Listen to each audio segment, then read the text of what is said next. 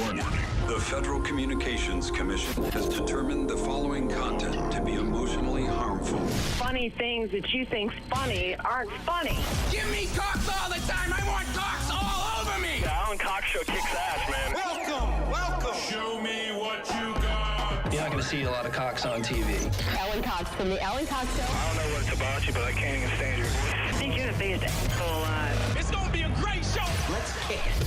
I'll say kick it, and you'll just kick it with a tasty groove, okay? 1, 2, 3, kick it. Kick it. Come on. God damn it. Could you one time kick it? What the?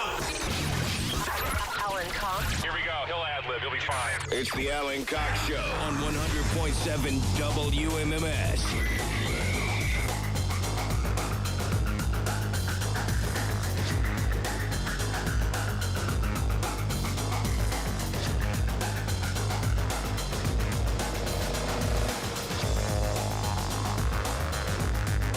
Oh, all right, there we go. Hey, what's going on, everybody? Good afternoon. Hi there. Welcome. My name's Alan Cox. Thanks for being here. Appreciate it, wherever you are. So are we. Say hi to Bill Squire. He's right over there. Hey, creepy hugs, everybody. Mary Santora is in Midtown Manhattan. What up? I was, after we have a long holiday weekend, I will always confer with my coterie here, and I'll go, hey, let's talk about what happened over the weekend. And man, Mary's list, it's going to take me a while to get through all of everything she did this weekend. It's a lot. It's pretty impressive, actually. I mean, do you know anyone else who took 6 naps in 3 days? 6? God, that sounds like heaven. Dude, it sounds like heaven. I did nothing. Oh, God. I don't think I could do all that, but it sounds amazing. Like I'm familiar with naps. I couldn't tell you the last time I had one, but it just sounds just fantastic. Saturday, I didn't have anything until a midnight show. That's all my entire commitment for the day. And I took 2 naps on Saturday. I woke up Then at like you gotta 11:30. haul your ass out of bed and yeah. Yeah, but get when on it's the midnight, train. No, I understand, but But yeah, I took a nap from I got up at like 11:30. I took a nap from like 2 to 4. And then I dicked around the house and cleaned up and just I didn't do anything, dude. And then at 6:30, I'm like, you know what I'm gonna do? I'm gonna lay down again. I swear, 6:30 to 9. all this puttering around the house has made me quite tired. Yeah, I'm a Nothing will make you exhausted. sleepier than doing nothing, by the Dude, way. for real. Yeah. Well, anyway, good night, everybody. Not my weekend. Casey, bye. No, Bill went to that last week, so he was. We were here on Friday, but obviously we're out yesterday. And when we left on Friday, Bill was. Mary and I were. We weren't upset, but we were just. I don't know how to put it. We were on the outside pressing our noses against the glass because Bill was going to go to this big exclusive party. Do you remember him telling us about that? Uh-huh. The details were vague, but it was Bill, who's a real bon vivant, by the way, and that he's Man about town. Yes, that he's going to this exclusive party that neither Mary nor I were invited to, and that's fine. She's there. I'm here. And you were out of town Bill too, went. weren't you? Yeah, we were in Pittsburgh. You wouldn't have been able to go anyway. Yeah, that's true. No, it was not this kind of. It was not that kind of fancy party. It was. We'll be the judge of that. The rooftop of the new rooftop that they just. This is the first event that they did there at Market Garden Brewery, and they were doing a collaboration with the I'm from Cleveland social media accounts, and they released a beer like a lime lager, very good beer, nice summer beer. And wait, they dropped their summer beer at the end of summer? Well, I guess so. Fall beer, I guess. I don't know. Boy, they really wanted to break open that rooftop, didn't they? Yeah, which was awesome. It was great up there. Wait, where was it? It's at Market Garden Brewery. Market Garden, okay. Yeah, so right there, they got a nice rooftop thing that they're going to start doing events at. You get the PNC logo and all your pictures you right want. next yes, door. right there, baby. Yeah. Met the mayor. Oh, And Bill Justin dropping Bibb? elbows Oh, in come the on, mayor. right. Just, yeah. Not the butthole guy. You meant Not the current butthole mayor. Guy, the current mayor. Right. Who was the other guy? Plank Jackson? Frank that was Jackson. Frank Yeah, Jackson. That's Frank right. Jackson. Yep. And yeah, I met the mayor. Is perceived to be the butthole of the world sometime, right? Yeah. Does he still get invited to stuff, do you think? Do you think Frank sure he Jackson still does. gets, you think so? Yeah, I bet But he Justin Bibb was there. The He current was there. guy was and it there. took me a second because he's so young Yes. that you don't think of him. I just see like this young black guy. I'm like, he looks cool. And Like they're Urkel crap. walking around. I'm like, Yeah, that's that's the the- mayor. yeah. He's more Stefan. Oh, Stefan Urkel? Urkel, Yeah. All right. It was a very very suave guy. We talked for a little bit. Did he know who you were? He did. Not at all. Okay. Not one bit. Yep. I He go, said, I'm- "Are you the insomniac?" And you said, "Nope, No. that's not me." You know, I'm Bill Squire from the Alan Cox Show on WMMS, and he's kind of gave me a Russ Mitchell. He's like, "Yes, you are." Exactly.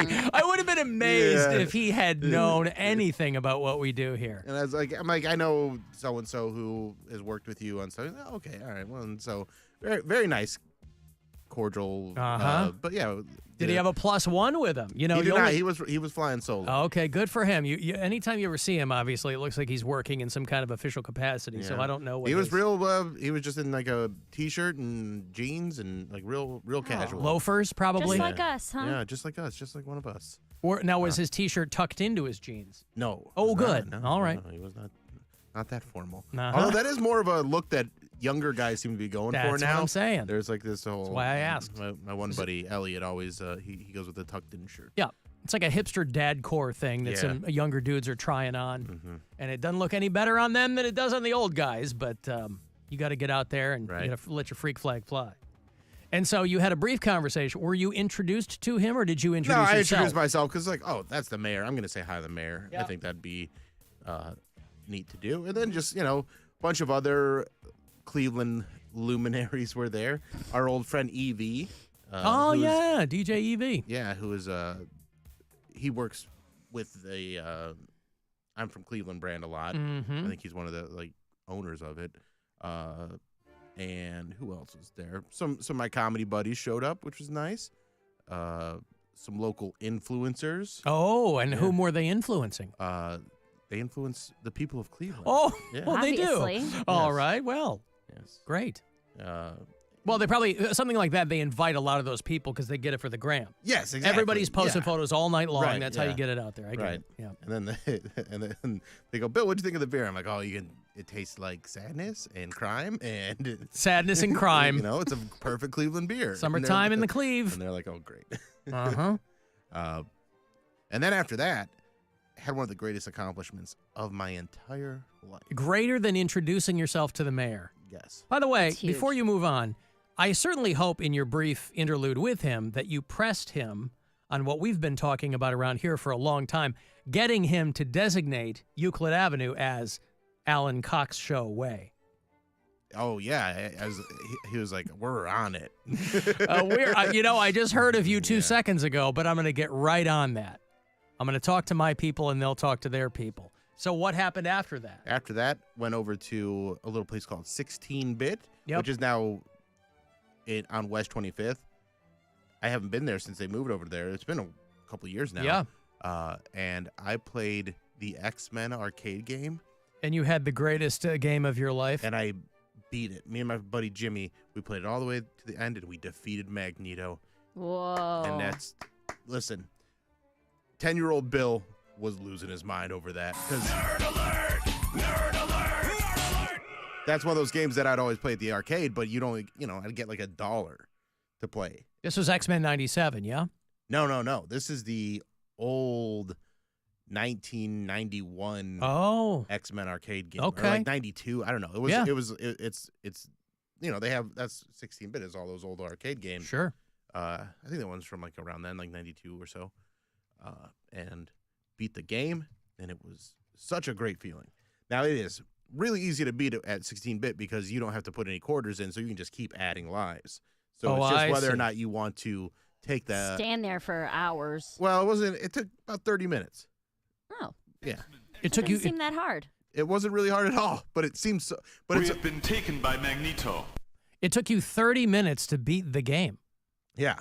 Wow. Maybe like 30 or 40. I don't know. It wasn't anything crazy, but it seemed like when I played that game as a kid, just getting to the end of the first level was near impossible because you're playing with such limited lives. Mm-hmm. And then once you're not playing with limited lives, it's really just a button mash until the very end. It was like, oh, this really, it really kind of. Now, would you have stayed at some point? You had to realize you were beating the game. Yeah. Would you have stayed as long as it took to beat the game? Yeah, we were pretty. Or would you have some point, because you're probably pretty lit up by then? I mean, we were pretty focused, me and my buddy. Like, we both wanted to beat it. And we could tell that we were getting closer and closer to the end because we went through, go through like Emma Frost and Juggernaut. And then all of a sudden, you're fighting all the bosses again. And, at that point, oh, Magneto's next. Right. It's almost done. And then you get the credits. Yep. You get to watch the credits. Yep. And it's all the people that nobody ever knows made the game. Mm-hmm. That always seemed to be kind of a, you want, there's a reason it's called credits, and you'd want to be known as somebody who had a hand in making a really popular game, except ironically, so few people ever get to see it because you have to beat the final boss to get there. And, you'd want credit for making a great game. You got to see all those people's names. Now, by the time we beat the game, we just were like, oh, we did it. And then we went and did some duck pin bowling. Mm-hmm. So I didn't even stick around and read one name on the credits. But were you able to gather a crowd? No. Okay. There was just an older black guy that was waiting for us to be done. And hey, you done yet? He's like, did he put a stack of quarters up there like we did back in the day? You don't have to do that. I mean, as symbolically, you'd put a stack of quarters there to let them know, hey, I got next, homie. Yeah. I forgot about that. Yeah. Didn't have to do that. He just was like, you guys almost done. I'm like, we're beating Magneto right now, so if you want to go the whole game, it takes about 30 minutes, I told him. And he's like, hey, that's good to know because I've actually never beat this. So now, I hope he also beat the game. Did you put your initials in as ASS or DIK? No, I want to be. Or BUT. No. SEX. SEX. Guys, you're so immature. Or TIT. FUQ. Or, TIT. Oh, God. Yeah, that's the best.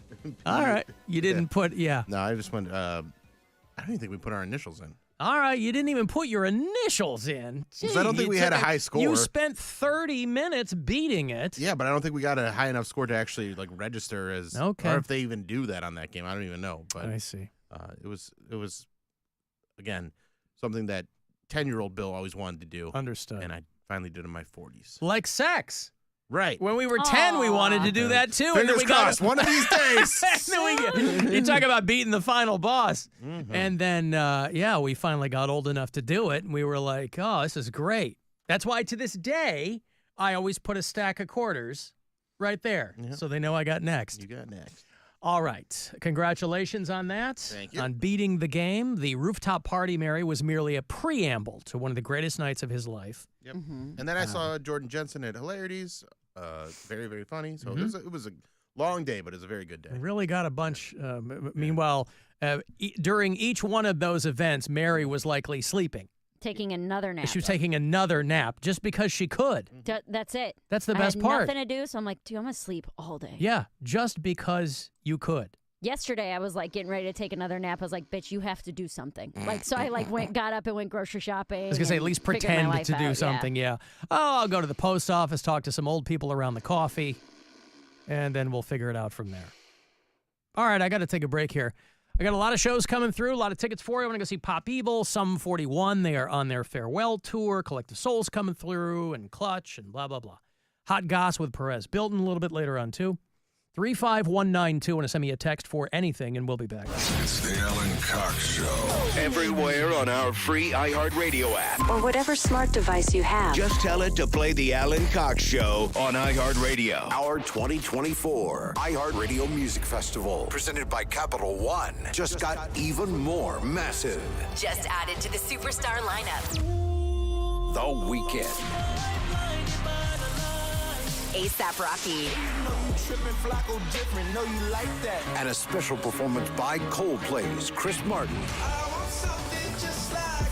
You'd have to travel the world to see all of the festivals where these artists are headlining this year. But there's one place you can see them all together. iHeartRadio. our 2024 iHeartRadio Music Festival in Las Vegas. The weekend, A$AP Rocky and Coldplay's Chris Martin join a weekend of headliners. Big Sean, Camila Cabello, Doja Cat, Dua Lipa, Gwen Stefani, Halsey, Hosier, Keith Urban, New Kids on the Block, Paramore, The Black Crowes, Thomas Rhett, Victoria Monet. September 20th and 21st at T-Mobile Arena, Las Vegas. Streaming live only on Hulu. Get your tickets now to be there at AXS.com. Hey, it's Rover. NFL Week 1 is here, and a new season means new ways to get in on the action at DraftKings Sportsbook, an official sports betting partner of the NFL. Ready to place your first bet? Try betting on something simple, like a player to score a touchdown. Ready to do a touchdown dance of your own? Score big with DraftKings Sportsbook, the #1 place to bet touchdowns. Download the DraftKings Sportsbook app and use code BUZZARD.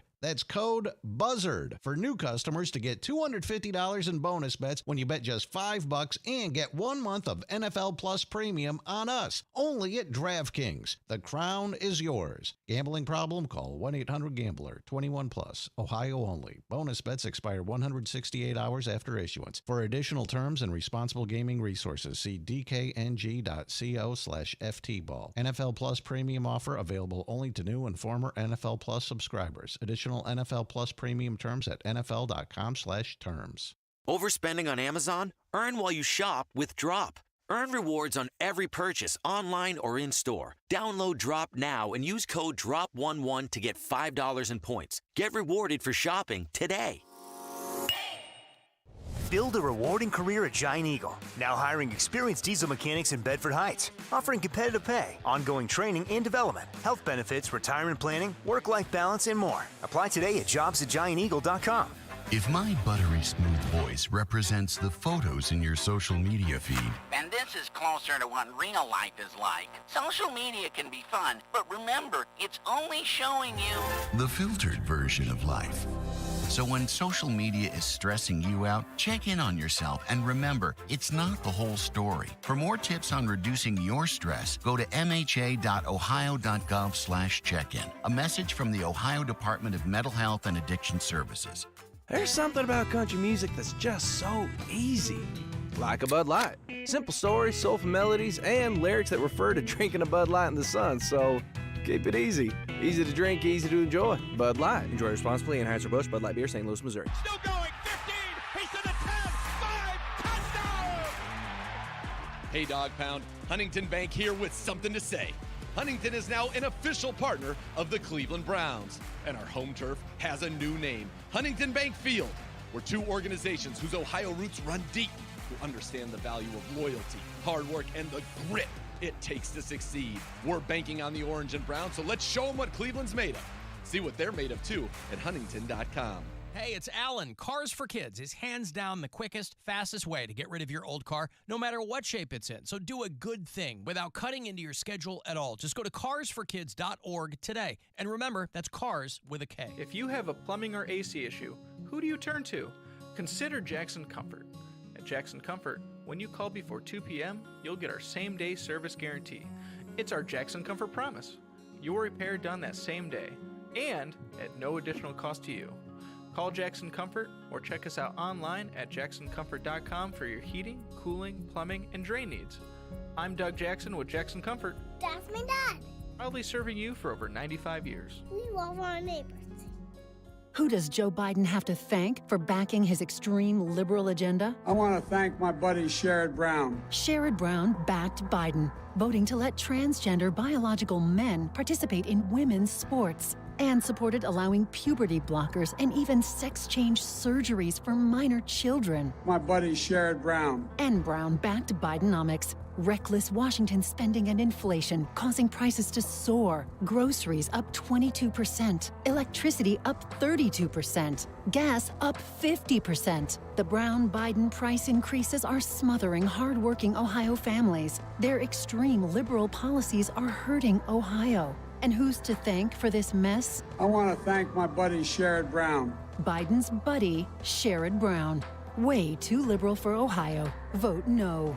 Senate Leadership Fund paid for and is responsible for the content of this advertising, not authorized by any candidate or candidates committee. www.senateleadershipfund.org. You want an easy way to feed your friends? You get a Jersey Mike's catering box. You want an exciting radio idea? You get me. Like this. There's a Jersey Mike's catering box off the coast of Corsica that needs rescuing. Me and a team of mercenaries go in, barrel rolling past the sleeping guard, and we find the catering box in a secret bunker. I say, men, let's get these 12 subs home. But they're already eating them. That's the problem with mercenaries. You can't trust them. The Jersey Mike's catering box, a sub above. This week, find hot deals in one stop at Meijer. Shop select bulk apples for $1.49 per pound. Fresh from Meijer family pack chicken thighs for $1.29 per pound. And select General Mills cereal for $1.99. Plus, earn M-Perks points every time you shop for groceries, apparel, and at the pump. You even earn points at the Meijer Pharmacy, so schedule your flu shot today. Available now. Meijer has all you need in just one stop. And the same low Meijer prices in-store and online. Exclusions apply. See all deals in-store or in the Meijer app. If my buttery smooth voice represents the photos in your social media feed, And this is closer to what real life is like. Social media can be fun, but remember, it's only showing you the filtered version of life.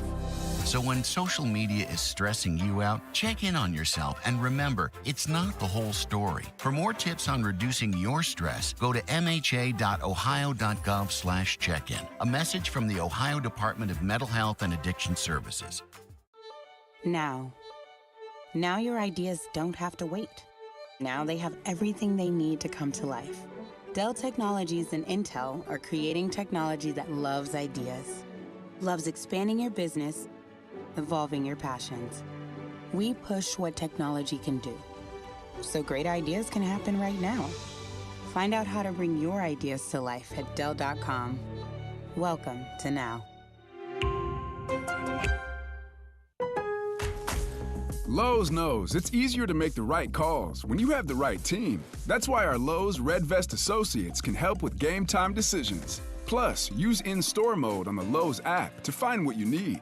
Under pressure at home and want it soon? Order online by 2 p.m. to get it same day. Same day valid on eligible in-stock items and select zip codes only, subject to driver availability. Fees vary based on purchase. Exclusions and more terms apply. See Lowe's.com/same-day delivery for details.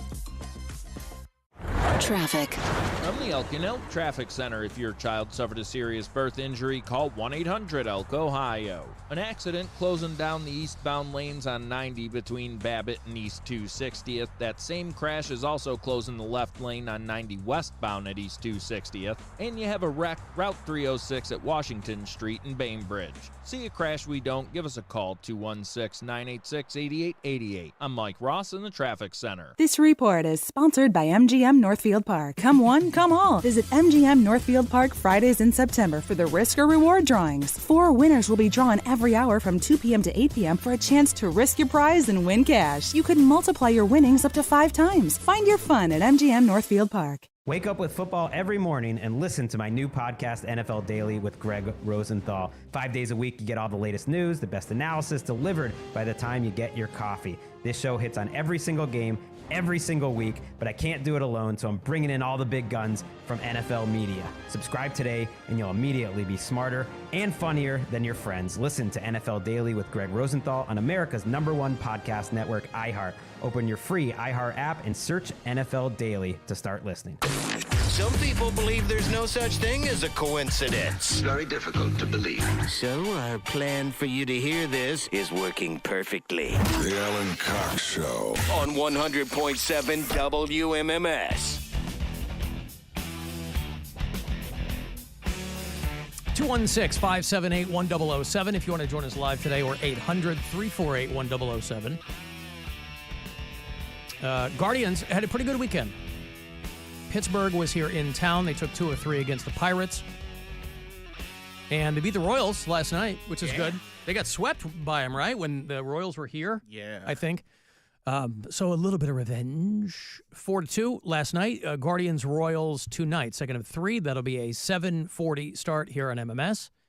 And you can listen on the iHeartRadio app now that we are underway with September. You're going to want to use the word Guardian for 20% off at CLE Clothing Company. What if you want to get off their shelves?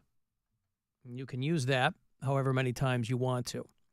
Think of it as the merch equivalent, one of Mary's naps.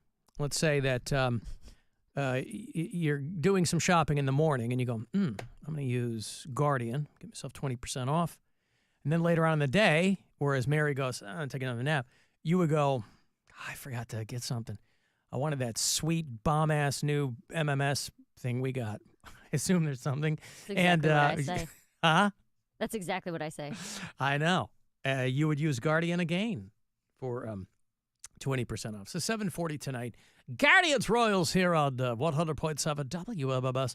Everybody, of course, talking about the name change over at Browns Stadium. It is no longer going to be called Browns Stadium. It's going to be called Browns Bank Field. What? And I'm sorry? And everybody is, boy, they can't stop talking about how excited they are over there. I saw them putting up the signs this morning. I came into work down the Shoreway. I saw them putting up. Have you seen it, Bill? The big sign there, Browns Bank Stadium. I did not see that. Browns Bank Field is what it's called. I'm sorry. And, man, it looks good. Now, in order to do that, they had to take down all those posters of the players. Because actually, it's called Huntington Bank Field after Huntington Bank. And so I have to assume that that's a much longer logo, right? It's going to be that bright green. Isn't that Huntington Bank's logo? Yep. And they're going to have the bright green. I don't know if the sign is up yet. I don't know if they how quickly they do that. But everybody's talking about that for the next 20 years.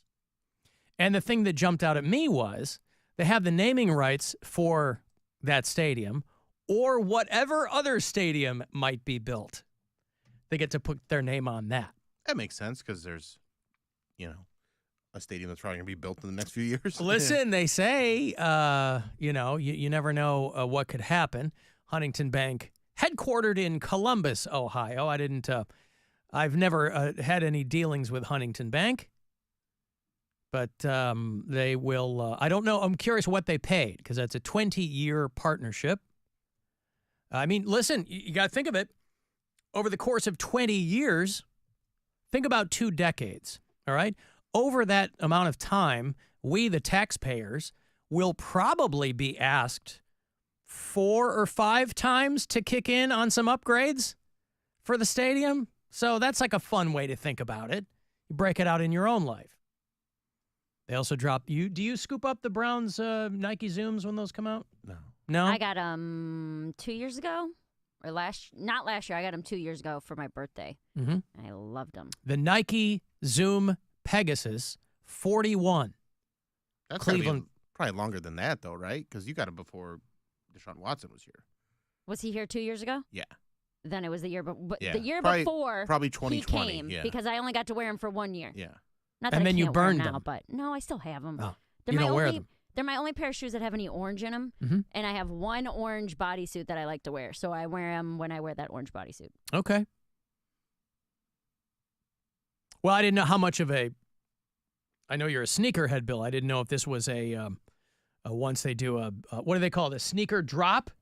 Yeah. It's when they drop a new sneaker. I didn't know if you grabbed them or not. Not for. Now, can I say anything to convince you? These shoes, as I'm looking I'm at not them. a big fan of the Pegasus shoes. I like them a lot. These are the ones with the wings on the they're side. They're very yeah? comfortable, but they're not. They don't look good in my opinion. Those are my everyday shoes. I've been wearing the Zoom Pegasus. They're what you hate, Alan. They're like the bouncy running shoes. Don't care for that. A ton of like cushion and support. Yeah, great for what you do with all the walking that you do in New York City. Oh, yeah. That's absolutely Right. something I would wear if I was walking that much. But as far as stylistically, they're not. They're kind of a dad shoe. I don't mind the look of them, I guess. But, again, I don't like the super bouncy shoe because I feel like I'm walking on springs. I feel like it messes with my gait. And you know how important my gait is to me. Yes. That's how I stabilize my core, Mary, is my gait. Mm-hmm. And so that's why I'm invariably always wearing either Chucks or my Palladium boots. Always. What'd you wear for Green Day? My Chucks. I have them on right now. All right. Yep. And so the Nike Zoom Pegasus 41, the Cleveland Browns colors. Now, if you're on the fence, consider this. Improved engineered mesh. Did that do anything for you? A plush collared tongue. Now, listen. Some of you gals might met somebody like that in college. And a new React X foam. that reduces the carbon footprint, whatever the hell that means in this context. You might recall all the previous failures when they tried React A through W foam until they finally got it right. These are only $1.50, Mary. You should grab a pair. No. Oh, you don't want to support the current administration. No more further money out of my pocket. Mm-hmm. All right. That's fair enough. Well, anyway, over at Browns Bank Field, I don't know who's going to be wearing these shoes, but there it is. Huntington Bank Field. I like that name. I like field or park for a state. You know, if sports are being played there. Park feels like baseball, though. It probably is. But that's usually what they'll do for baseball. Yeah. For a football field, it's usually but either way, stadium or field. Yeah. I mean, there's some places where the teams are playing in, the field house. Field house. Oh, the Rocket Mortgage Field House. I forget what the actual name is because I just call it Romo Fijo. So what are you gonna shorten? I mean, you were the one that came up with Romo Fijo, and it is unanimously loved. The Huntington Bank Field. This is Hubaffy.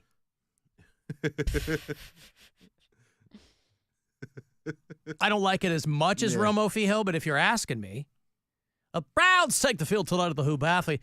Dallas Cowboys on top for the season opener. And, Huntington, well, let's rework that. Hunbaffy. Hunbaffy.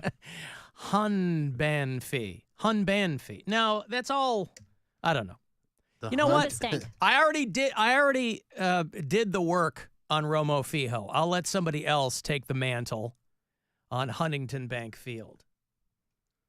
If you are a Florida... You think they're just going to call it the bank? We're going to the bank. I don't know what they're going to call it. It's the not... Vault. Huh? There's a vault in the bank. That was a stretch. The vault. Yeah, I don't know what they'll call it. They probably won't short... I mean... They haven't shortened Romo. I shortened Romo Fijo. They still call it the Rocket Mortgage Fieldhouse. That's right. So of course, because professionally, understood. They will always want the whole name. Yes. But, locally, you make up a nickname. There you go. Yeah. We had the Q. Yeah. Now we have Romo Fijo, Huntington Bank Field. I will, I'm sure somebody, one of those influencers you ran into at your big elite party on Saturday, I'm sure one of them will have a fantastic. Again, there's only so much you can do if you're going to shorten the words. There are 3 of them. But somebody might come up with something else. Just the old dirty hunt. Oh, geez. Dirty? Why does it have to be dirty? I don't care for that. I'll come right on and tell you. Smelly? I don't care for that. Don't care for that. I was reading about a dude who... So Florida State, if you are a Florida State fan, they were expected... to just roll over Boston College. This was expected to be a super easy win for them after they got rolled by like Georgia Tech or somebody like that, but they lost against BC. So Florida State becomes the first team in college football history to lose 2 games before week 1 is even completed because they had what was considered kind of a gimme game against Boston College, and they are now 0-2 after they lost 28-13 to Boston College. And there was a dude who was so sure that they were going to win that he said, I will eat poop. If these guys lose, I will. He posted a tweet. He's like something like, I will eat dog poop out of a cup if these get, take it to the bank. And so people go to this guy's account and they're like, hey, let us know when you post the video. Well, he's deactivated his social media accounts. And this is why it just put some money on the team. Just go on one of the gambling apps. Put your money where your mouth is. You don't have to eat poop. There's no reason to put that in there. Everybody goes for the extreme. You don't have to do that. But people expected him to follow through. Yeah, you ate that poop now, dude. Say you're going to eat poop. Be a man of your word. With all due respect to the residents of Wales, you don't want to Welsh on a bet. So Florida State lost twice in 1 week. Of course, Chicago White Sox were seen laughing at that, going, hey, we have lost multiple times in 1 week, all right? All we do is lose. Did they really only have 98 people at a doubleheader? Yes, they did. That's my God. insane. Doubleheader. They had 98 people total. All I do is win, win, win. Yeah, all they do is lose. My Chicago White Sox. Yes, they are not in good shape. They have 108 losses and 31 wins. They are historically bad. Mm-hmm. And by the way, people keep sending me memes and posts of the White Sox, and I'm like, you're wasting your time, and your time is valuable, much like mine is, and I don't want anybody wasting their time because, A, this is not new information. B, that's a grade Z troll because they are terrible. There is nobody who's going to argue, yeah, but when it comes to the White Sox. So the people who send me these all the time, because I'm a very outspoken White Sox fan, and I remain so. But people will send me like these memes and these posts, and I'm like, yeah, we all know what's happening here. We all know. You are making a 0% dent in my ability to enjoy that team. Oh, man, Alan, this is a rat, Big Mouse here. When I got up to the boat, there was... Oh, yeah, Rat called. Still about the boat. He called us live last week. Yeah. In the immediate afterglow of everybody having fun on Captain Fun's floating Fandango. Rat, we all met Rat. Mm-hmm. He was on the boat. Oh, man, Alan, this is a rat, Big Mouse here. When I got up to the boat, there was about 300 people in line, all right? Then I had to go through 3 security officers. They looked in my fanny pack, and I had a juice box, beef jerky, wet wipes, a knife. Okay, wait a second. Oh, Rat. I didn't notice he had a fanny pack on him, but I like this checklist he's got of things in his fanny pack. And I have to wonder if this is standard issue or if he loaded it specifically for the boat, for our cruise, anticipating what he might need, or if this is just something that he walks around with. Yeah, this is just, he always has this kind of stuff. Yeah, this is like his tiny little waist-high bug-out bag. Mm-hmm. Beef jerky, wet wipes, a knife that is made out of ivory, 3 4-packs of gummies, 4 disposable vapor pens, marijuana that is, and man, yeah, there was so much I forgot to tell you, man. I didn't look up Mary's skirt. I liked your banana shirt. Over now. Banana shirt. So he didn't look up your skirt. We had accused him of maybe. guy. Yeah. He wanted to let me know. He forgot a lot of other things, but he wanted to let me know he didn't look up your skirt or take a photo of it. Very kind. I forgot to tell you, man. I didn't look up Mary's skirt. Mm-hmm. That's very nice. So I was going to say that you can sleep the sleep of angels knowing that Rat didn't do that, Mary, but seems you have no problem sleeping. Yeah. And so that's good. Sleep. Hopefully Rat isn't out there getting bombarded by 5G or anything like that. They say conclusively, by the way, for people who are concerned, and a lot of people are, some people seriously, other people just because they're bored and into conspiracy theories, but they did some 30-year study, observational studies over the course of 30 years, which would encompass the rise of cellular phone technology. And they examined about 5,000 different studies over the course of those 30 years, and they came to the conclusion that there is no evidence that links cell phone use and cancer. And of course, the more skeptical among us will go, well, who did that? Who did the? Yeah, well, Yeah. it Who did the wasn't like a. research? Yeah, it wasn't a cell phone company, but I mean, but even if let's say they came out, even if there was a chance, it wouldn't change anyone's behavior, right? We're sunk. Like if they go, well, yeah, you're holding a cell phone up to your head as frequently as a lot of people do it. Of course, maybe that's gone down because fewer and fewer people probably talk on the phone. Yeah. Talk to people on the phone. And, people use earbuds or things like that. But, like, imagine if they said, hey, Instagram might cause cancer. Do you really think there'd be a marked decline in people using it? No. No. They'd flip a coin, just like they do now, with things that are shown to cause cancer. Hey, there's carcinogens in this, whether it's food or drink or, substance you might imbibe, people flip a coin. They go, eh. So something as pervasive as cell phones, even if they were to come out and say, because they, irrespective of who does this study, they can't come out and go, yeah, listen, cell phones, every tech company on the planet would be flipping their shrimp, and it really wouldn't change people's behaviors.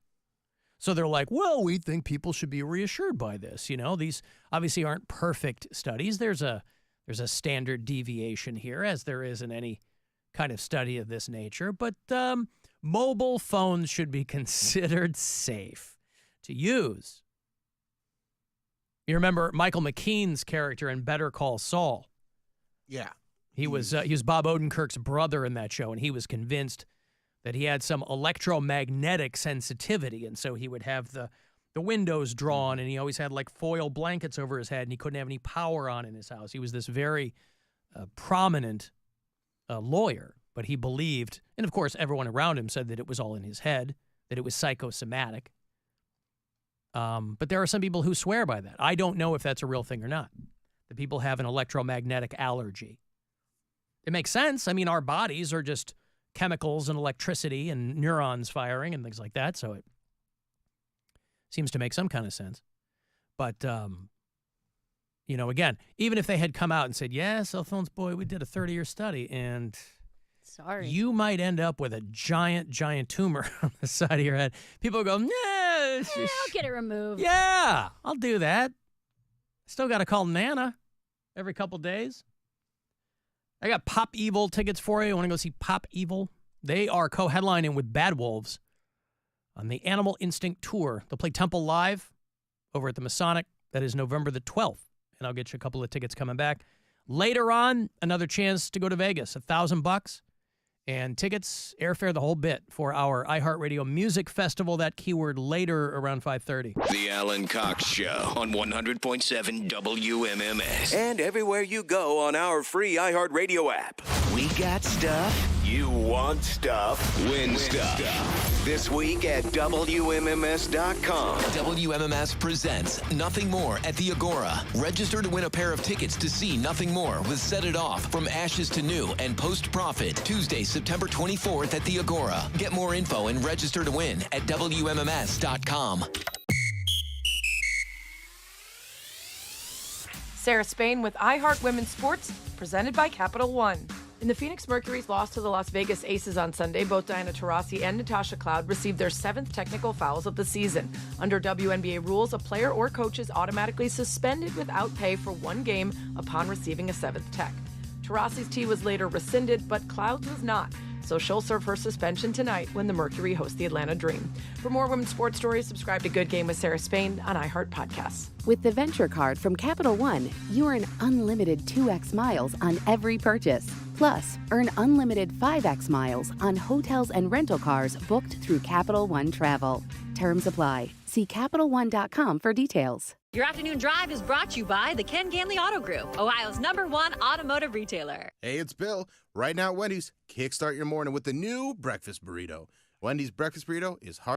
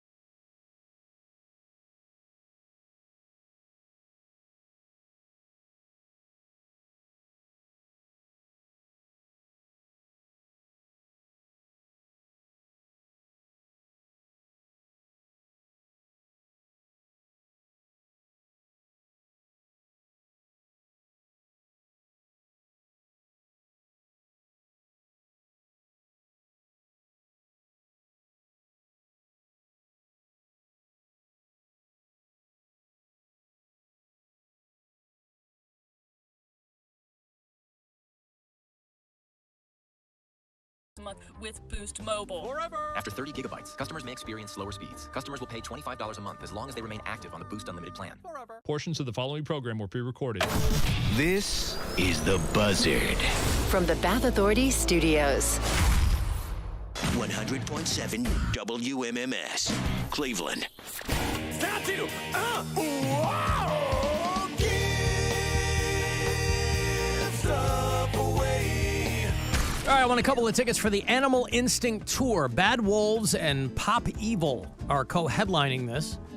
It's going to come to Cleveland Thursday night, November the 12th, over at Temple Live, Cleveland Masonic. Ticketmaster.com will have any and all details that you might need for the show. You'll get my first pair of tickets this week. Bad Wolves from L.A., Pop Evil from Grand Rapids, Michigan. Co-headlining. Caller 10, these tickets are yours. Good luck. 216-578-1007 or 800-348-1007. To pee or not to pee? Whoops, I already started. The Alan Cox Show is back On 100.7 WMMS.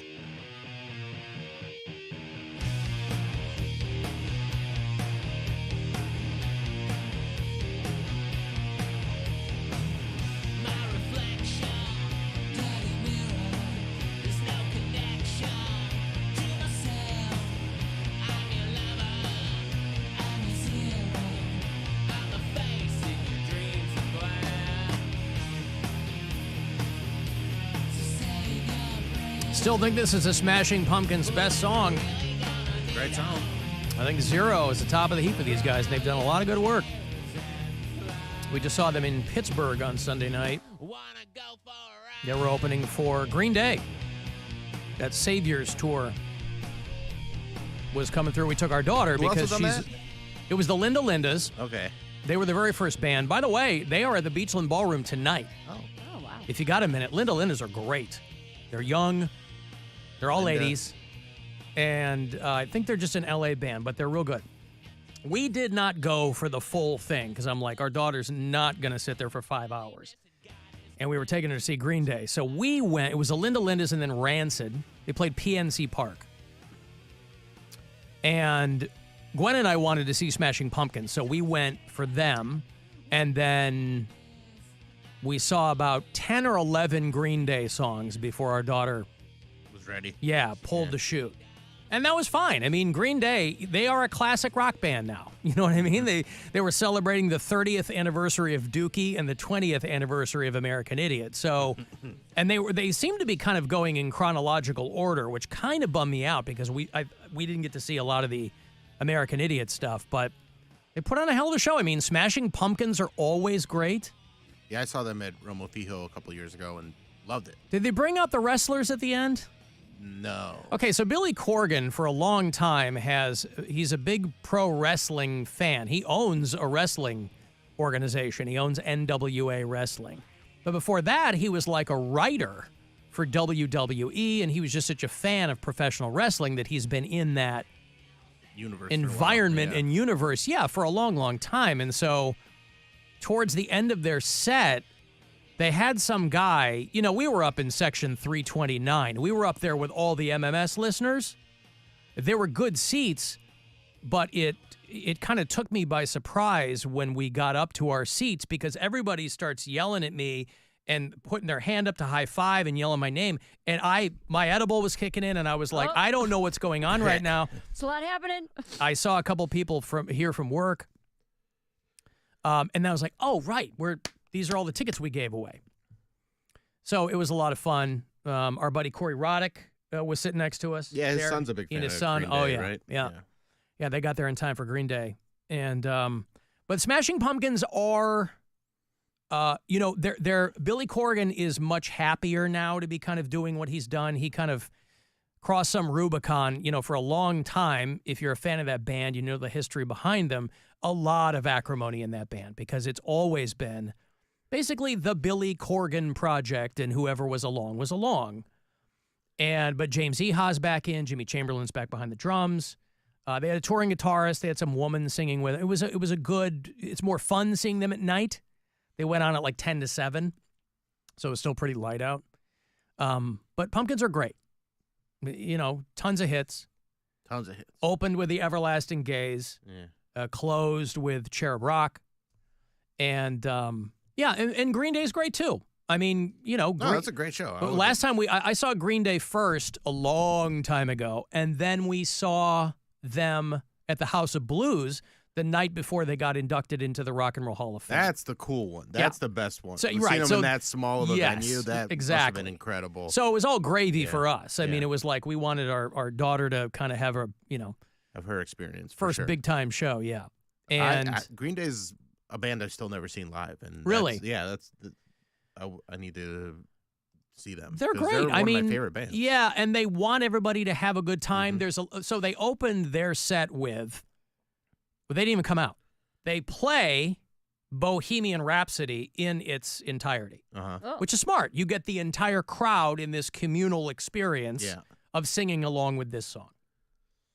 And then they had a mascot or something. I don't know if it was the Pirates mascot, whatever it was, comes out in a Pirates jersey to Blitzkrieg Bob and gets the crowd going there. And then Green Day comes out, and I mean, and they do great work. Green Day, there's a reason they've been around for a long time.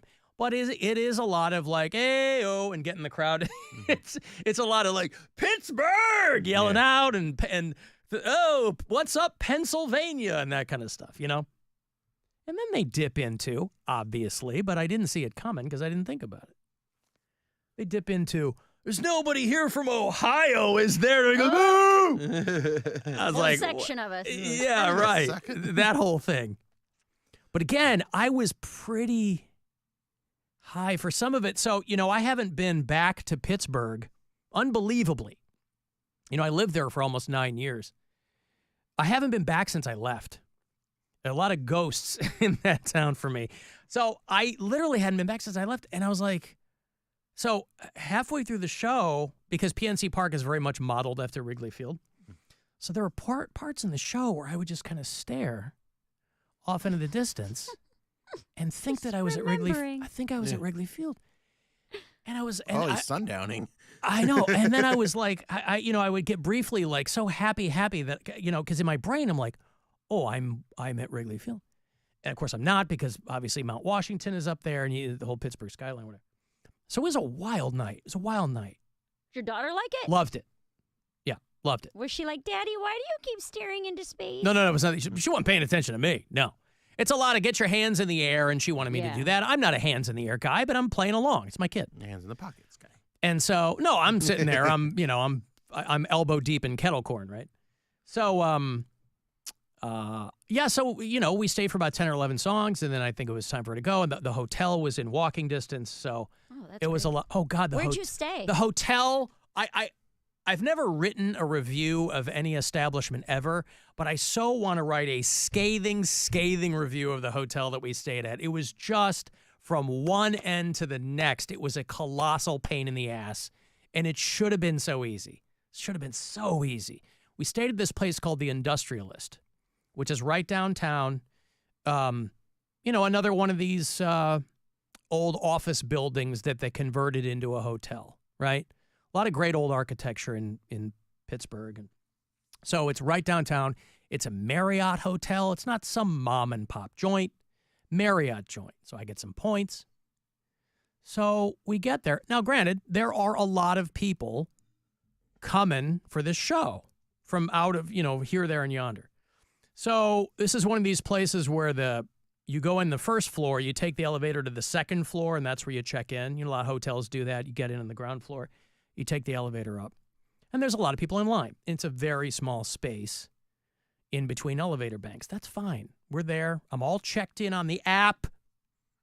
Just got to go up, get the keys, blah, blah, blah. A lot of these places, you'll get the digital key on the app, which I prefer, right? Which I prefer when it works. That too. It never works. I'm like, they go, oh, you got to I go, why am I down here if I'm supposed to have a key on my app? Anyway, that wasn't this situation. We get there, and I get up to there's a bunch of people in front of me. Fine. Happy to help, right? This is just an overnighter, so it's not like we have a ton of bags. We each have like one bag. So I'm standing there, and I give the guy my name. And listen, I worked front desk at a hotel as a young man for a couple of years. I know when they're faking looking for stuff, right? Mm-hmm. It's just a guy and another girl, and they're behind the counter. She's got her line. He's got my line. I know I know the look in the eyes when they're, oh, shrimp, something's going wrong here. And he's moving the mouse, and he's pretending to type, and I'm standing there. And he goes, well, I have to make sure, I got to check with housekeeping to make sure that the room is clean. This is before the show. This is all before the show. Okay. We have plenty of time, right? Yeah, because we're not going for the first two bands. But what time is this at? I mean, check-in was at 4. Okay. So this is this is around 4:15. You weren't there crazy early. You weren't there at 11 in the morning. No, you can't do that. Regular check-in time. Yeah, we timed it. I mean, we left Cleveland around like noon, right? And we went and got something to eat before we checked in, the whole bit. So no, normal time. And give ourselves plenty of. We were going to walk over to the park around 6:30, and so I'm standing there. I give the guy my name and everything, and he goes, "Oh, well, I've got to check with housekeeping to make sure the room is clean." And I go, "Okay, okay." And so he gets on the phone and talks to somebody, allegedly. Again, you don't know what they're doing, right? They go, "Hey, Frank, hello, could you check?" I don't know how big this hotel is. I know nothing. It's like a 13-floor hotel, so there's rooms on every floor. I don't know where we're going to be, whatever. So the guy goes, well, okay, I'm going to wait for him to call me back. Now, I also know how that's going to go. It's not going to, most hotels now are understaffed, especially in the housekeeping department.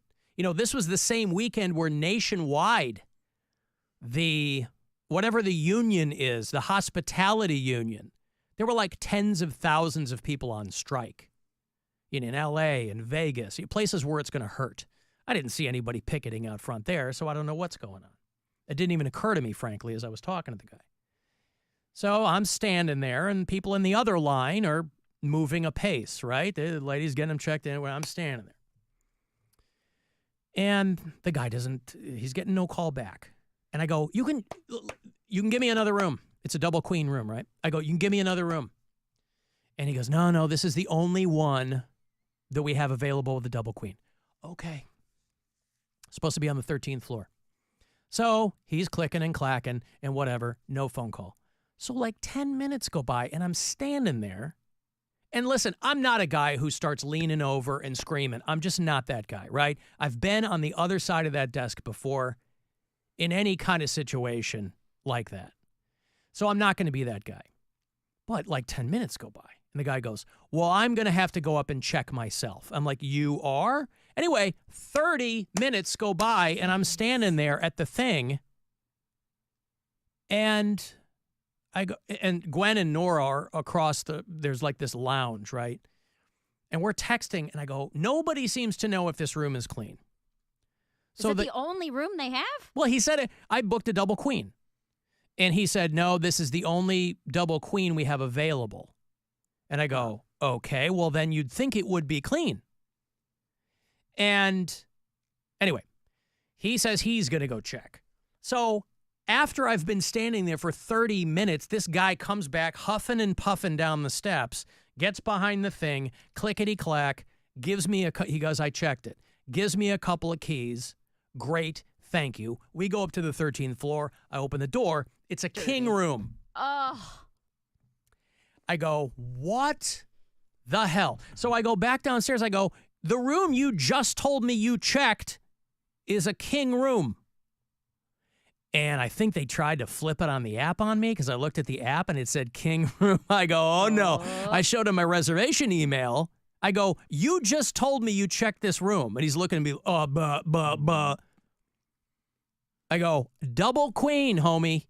And I'm not standing here for Cox is known for. I go, I'm not. Alan Double Queen Cox. I got 3 people, right? No, I know. And so the guy, then he's fumfering again and filibustering, and he go, oh, they must have screwed up. Who's they? You just said you went up to check because you couldn't hear anybody from housekeeping. So then he hands me 2 more keys for a room on the 9th floor. And that's a double queen room. But I'm like, why didn't you just have this one ready? I stood there for 30 minutes. So we get up in there. The vibe of this hotel is great. It's kind of this old-timey, kind of matrixy kind of thing, right? Like old wood. But everything in it is broken. So I'm like, I can't believe I'm paying what I'm paying for this room. Like the shower, the pipe from the shower was broken, so the water just came out the top of the pipe and onto the floor instead of under the head. Boutique hotel? Yeah, was this It's considered supposed a to be, boutique? but it's Marriott. Still. Some boutique hotels, they're like independently owned, and it's way more style than substance. You kind of know that going in. The reason I tried this, I would have never tried it sight unseen if I was like, it's a Marriott hotel. It's like a chain hotel. They're just trying to make it look cool, right? Anyway, they have like the shade. They have automatic shades on the windows, but those are broken. So I'm standing up on the thing, pulling the shades down, right? Everything, half of the light switches didn't work. I'm like, what is going on here? So it was just hotel-wise, accommodations-wise, it was a very, very negative experience. I would tell everybody that I talk to, if they ask me, don't ever stay at this place. But the show was great. Green Day was a lot of fun. But yeah, Billy Corgan had some wrestler and some girl come out onto the catwalk at the end of their set and fake fight. Nice. I don't know what's going on. The Cherub Rock is a really funny song to fight to. Right.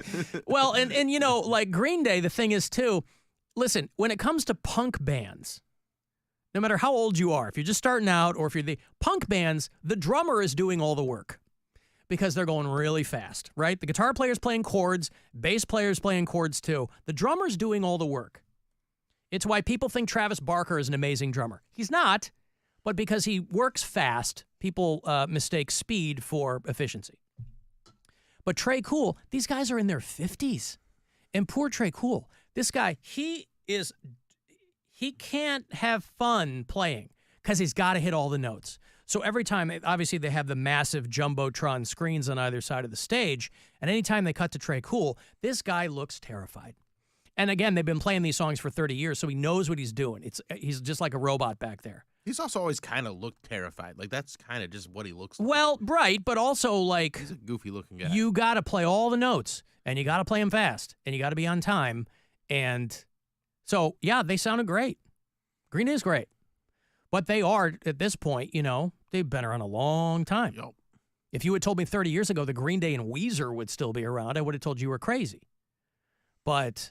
crowd goes. I don't think it was sold out. I was looking around a lot. I don't know that it was sold out, but they got a lot. But you also thought you were in Chicago, so really, I don't know that we can trust. No, I got a double queen in Chicago. Where's my bed? Somebody. Yeah. Get Mr. Hilton on the I phone. asked for a lakefront view. So, no, all in all, it was good. And then yesterday morning before we left town, we took her to meet a penguin at the Pittsburgh Aviary. So that was fun, too. Oh, yeah, I saw that. That's real cool. Got to meet a little penguin. Meeting a penguin. Didn't they stink? No. I felt like penguins, anytime you go to the penguin part of the zoo, they smell bad. Well, if you go into the tank part, it all smells like fish, obviously, because that's where they're throwing them. But this was like a side thing, and there were literally like 4 other people besides us. That's cool. Very small group of people. And we had like, and they bring a little penguin out. It's running around. You pet it down the back. Oh, that's wow. great.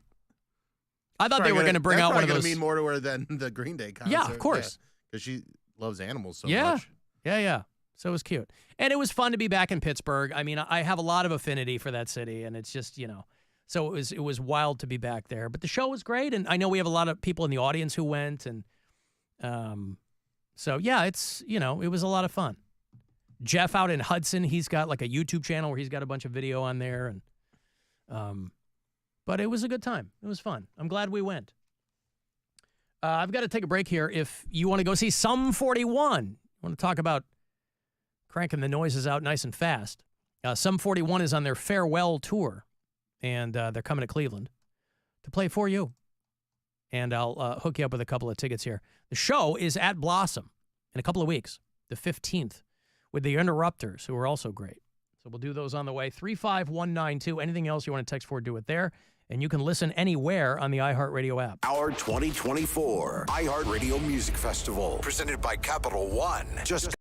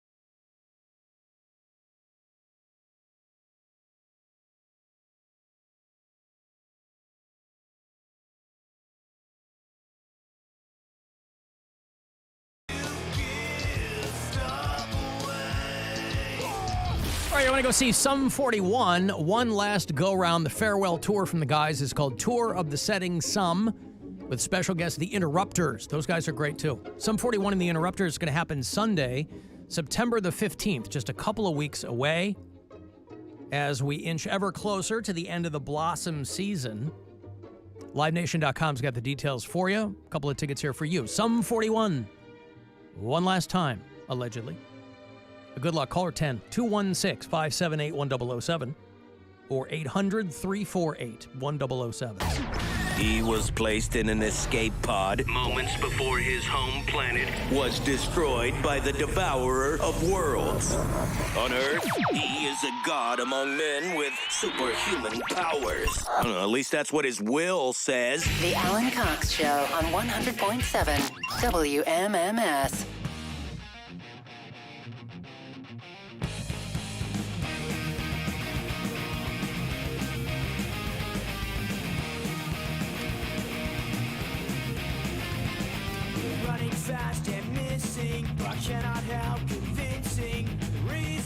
You gonna go to Sum 41? You have any interest in going to see those I'm gonna guys? be in Spokane. All right. This is what, the 15th? Yeah. I got a Cox out earlier that day, but get out there to... Of course, there's a lot going on that weekend. That's the weekend that Blazing Saddles is going to be back in the movie theaters, too. And that's also the weekend that I think Billy Joel's going to be here with... Oh, really? Rod Stewart. At the Huntington Bank Field? Yeah, and then also that same night is... not Megan Thee Stallion. What's the... Nicki Minaj. Nicki Minaj, yeah. At The Pink Double Dip Tour or whatever it is. Yeah. Boy, there's a lot going on that day. September the 15th. All right, well. Whatever happened to the... Somebody asked me, and I was like, oh, right. When I was talking about going to see Green Day and the Pumpkins in Pittsburgh over the weekend. Somebody said, whatever happened to that Billy Corgan reality show? And the last time Billy Corgan was here, I think it was before they had announced anything, and I would have really liked to have talked to him about it, but I don't even remember where it was. They were doing a reality show with Billy Corgan and his family about, like, balancing the band and the wrestling thing, and it was like Billy Corgan's carnival life or something like that. And I saw the announcement about it. It was supposed to be this past spring, but I never saw anything past that, so I don't know. I know Billy Corgan's in the news today because he has revealed something that he's been trying to hide his entire life. He's got his left hand and part of his forearm. It is all a giant port wine birthmark. You know, our friend Stripper Scott has one of these. Yeah. Giant port wine birthmark, which is like a really nice name for it. I don't know what it used to be called, but somewhere along the line, it probably, you know how most medical conditions at one point had really blunt names? Yeah. And then somebody goes, let's make these people feel a little bit better about what they got.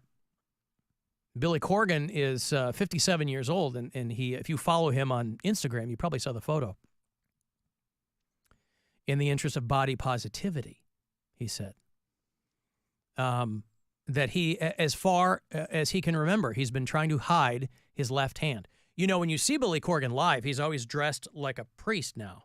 He's like in a frock. He's kind of done that for a long, long time because he's not up there wanting to wear, tight-fitting clothes. He's a very tall guy. Billy Corgan is not somebody that you necessarily think of. For some reason, there's just something about Billy Corgan that looks short, but he's very tall. Yeah, he's very, and then he wears, tall. then he wears platform boots on stage. So, yeah. I remember when we were this was the first year that I did Rock on the Range. Smashing Pumpkins were headlining, and he walked past us to go on stage, and I was like, oh my goodness. Yeah. I was shocked that he's like 6'5". He's like Uncle Fester. Yeah. He's just a giant person. So, yeah, he posted a big thing that he's been hiding his port wine birthmark on his left hand for a long time.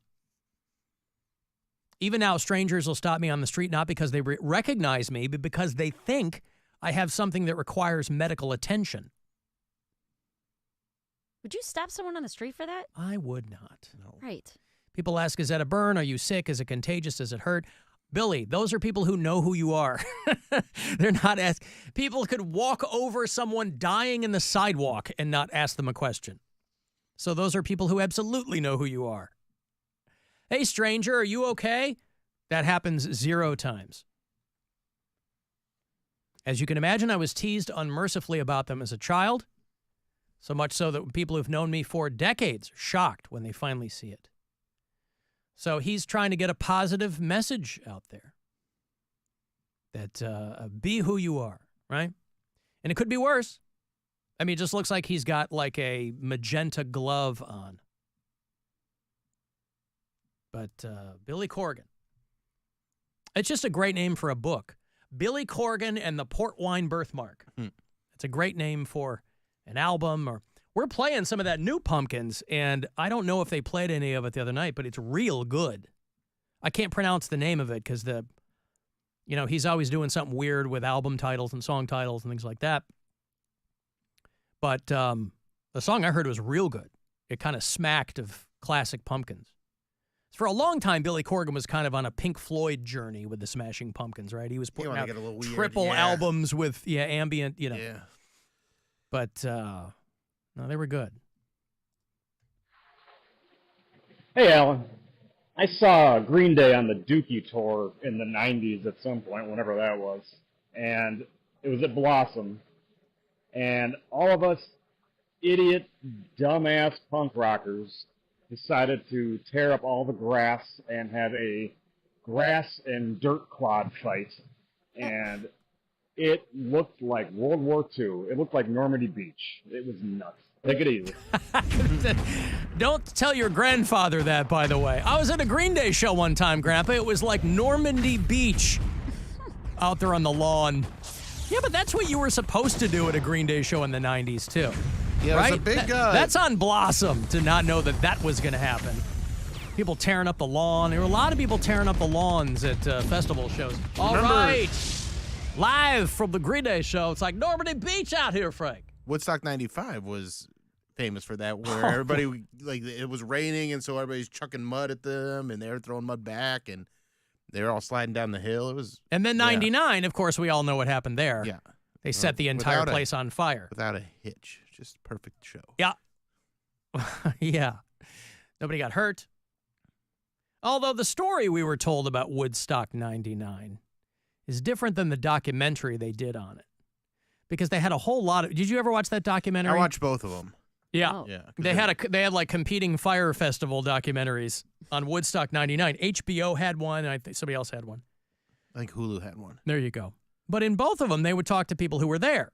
And they were like, yeah, it was wild, but it's not like everybody was, people weren't running around on fire.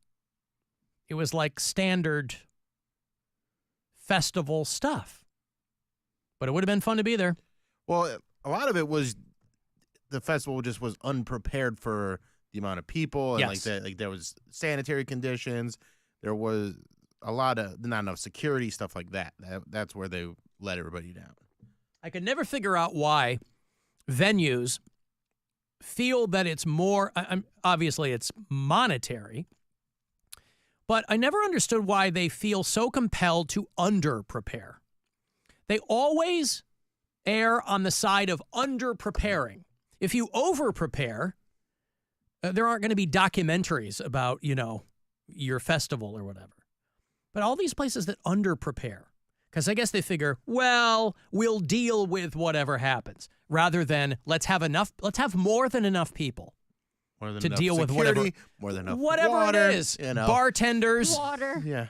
Yeah. Well, they didn't have enough, people I know. were getting sick because they were drinking from the hose or the I don't know, the porta potties got spilled. There's a lot of sexual assault and stuff too at the Woodstock 99. That was pretty gross. Yeah, people got what did they get there? Like some disease, some waterborne disease they hadn't seen since the 1800s.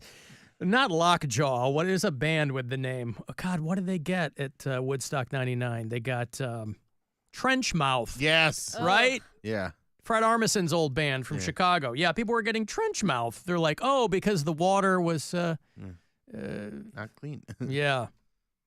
Now, of course, trench mouth is called acute necrotizing ulcerative gingivitis, which sounds way better. Or a nug, if you want. And of course, the famous band with Fred Armisen behind the drums when he was a young man. What's up, bro? 5 in the morning on a Sunday.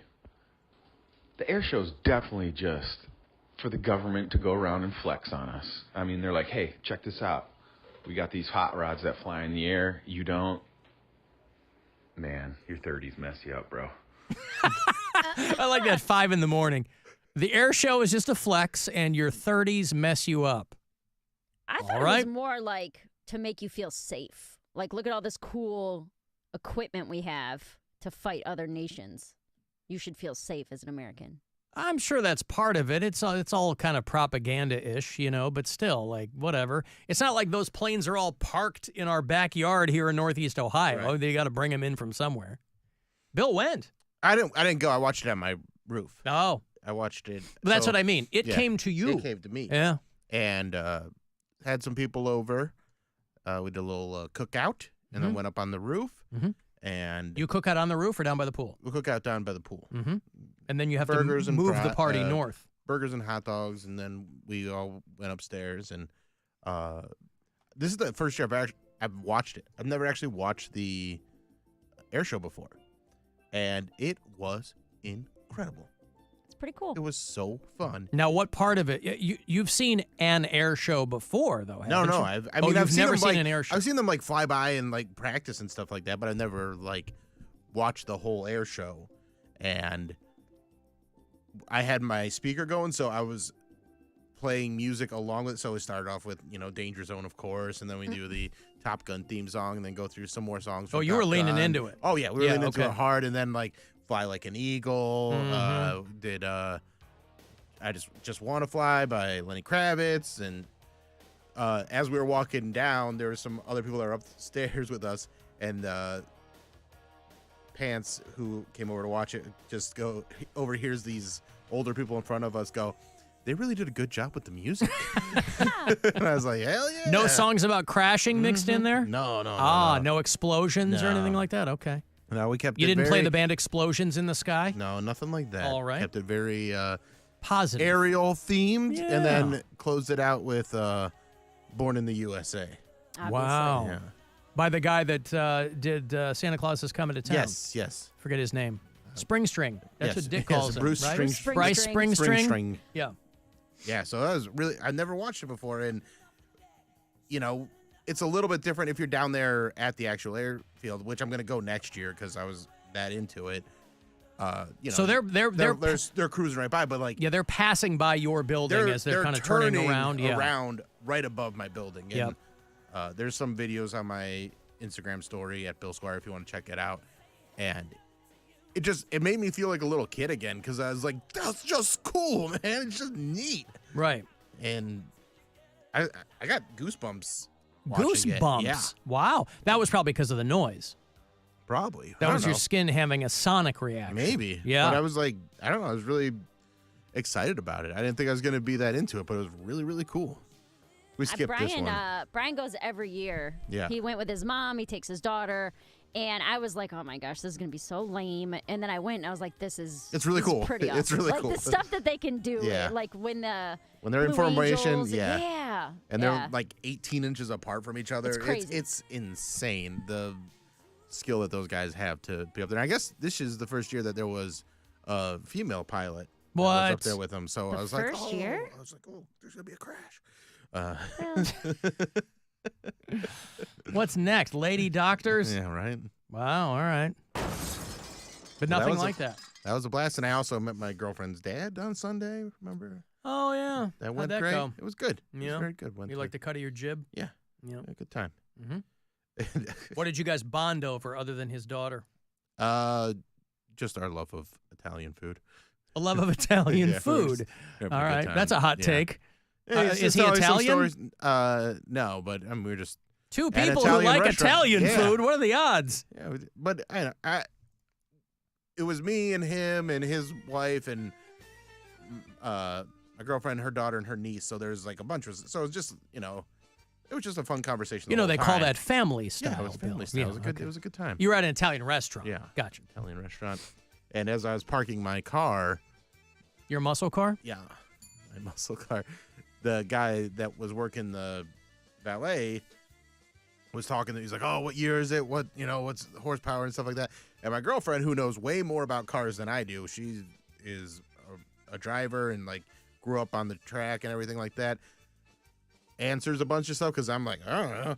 And the guy just like completely ignores her, and it made her so mad. Why? If she was answering the questions, why did he brush her off? Because he was like a girl. He's like an older Italian guy. He's like, girls don't know about cars. Oh, an older guy. Yeah. And I thought that was, they got her really. I guess I assumed the valet was a young really guy. fired up. Yeah. Wow. Yeah. All right. But I thought that was funny because then I just basically repeated what she said, but he only accepted it from me, not her. She was Cyrano de Bergerac-ing you is what she was doing. She was giving you the words to say, and you just repeated them to the guy. Exactly. Yeah. It is interesting to me, even among older people, to still be of the mind that a girl wouldn't know anything about cars. Right. Or airplanes, or... I'm 53. I barely know anything about anything. So anytime anybody wants to swing in and provide some answers for somebody that's got questions, I'm happy to defer. Yeah. Happy to step aside. Why don't you talk to my woman over here? She knows all about cars. Is that what you told him? I was just like, what is it, babe? I mean, she's like 350 horsepower or something like that. I'm like, yeah, what she said. 350. Did you ask her? It would have been funny if you had asked her really, really stupid questions. What color is it? What is a wheel? Yeah. This guy's got wheel questions.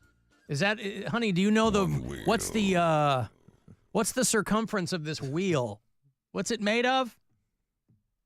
I tried to get my horn working again, but it's above my pay grade. I wasn't going to tear my fender off. I opened up the fuse box, and I hit a raccoon about a week ago. And about that time, my horn stopped working, and I think that the two are probably connected. And I really plowed over this thing. And I was like, well, I'll check the fuses and the relays and all that under the hood and see whatever. But other than that, most cars, you got to pull the fender. I'm like, I ain't doing that. And I just know they're going to screw me on this. Anywhere I take it, they're going, oh, well, it's going to be. I'm like, for the goddamn horn. Because I plowed over a raccoon. Huh? Can't you just get a horn? Just get like a bike horn and just like when you need to use it? Just get a horn? Do I hold it out the window? Yeah. You don't use a horn that often. No, but what? I got to roll down my window? I mean, that seems like that's not going to work in a split-second reaction with your horn to roll the window down, snowing outside, trying to get somebody's attention. That's not going to work. Hey. Yo, Mike from Parma. Not the Mike from Parma, but a Mike from Parma. Listen to the podcast. Alan, you're talking about after you murdered that raccoon and your horn stopped working. Maybe you just used up all your honks. You know, Mitch Hedberg had a great joke about you should only get a certain amount of honks per month, and maybe it came to fruition. I don't know. It's a show. Maybe I ran out of horn fluid. Maybe that's what it is. Right, there you go. Hey, I'm out of blinker fluid and horn juice, whatever it is. Nah, I got to take it somewhere. Be a pain in the ass. I mentioned the new Brian Simpson hour for people who aren't hip to Brian Simpson, a very funny comedian. And he's kind of got something along those lines about how women are born with all the eggs they're ever going to have. Mm-hmm. And then once a month, obviously, during those beautiful few days you gals have. And he does this whole riff on how different life would be if guys had a finite number of nuts. Oh, God, that would be so wonderful. Where they're like, every guy... We'd all run out in our 20s. Yeah. And like, you'd go to the doctor, you go, I'm sorry, you only got 5 left. You got to be really, really specific and very judicious with where you use these rather than just firing them all over the place. But, yeah, no, I don't know. Thank you, though, for the message. I don't know if... I've run out of horn juice or whatever he said. I've run out of honks. Is that what it was? Yeah, you used up all your honks. Used up all your honks. Right. Thank you, sir. I got a break here. You want to go see Collective Soul? You know, you might have seen them just a couple of weeks ago. They're out of Blossom. They're doing the co-headlining run with Hootie and the Blowfish. But now they're going back out. They're headlining. They're celebrating 30 years of Collective Soul. It's going to be mid-November out at MGM Northfield Park. So if you dig those guys, I'll hook you up coming back. The Alan Cox Show on 100.7 WMMS. And everywhere you go on our free iHeartRadio app. Rover's Morning Glory. Oasis followers also were upset. Resale for the best seats on the 17-night tour are going for $8,000. Mackerel. They might come to America. Going to that Sphere in Vegas. Could you imagine? It's not big enough. You don't think so?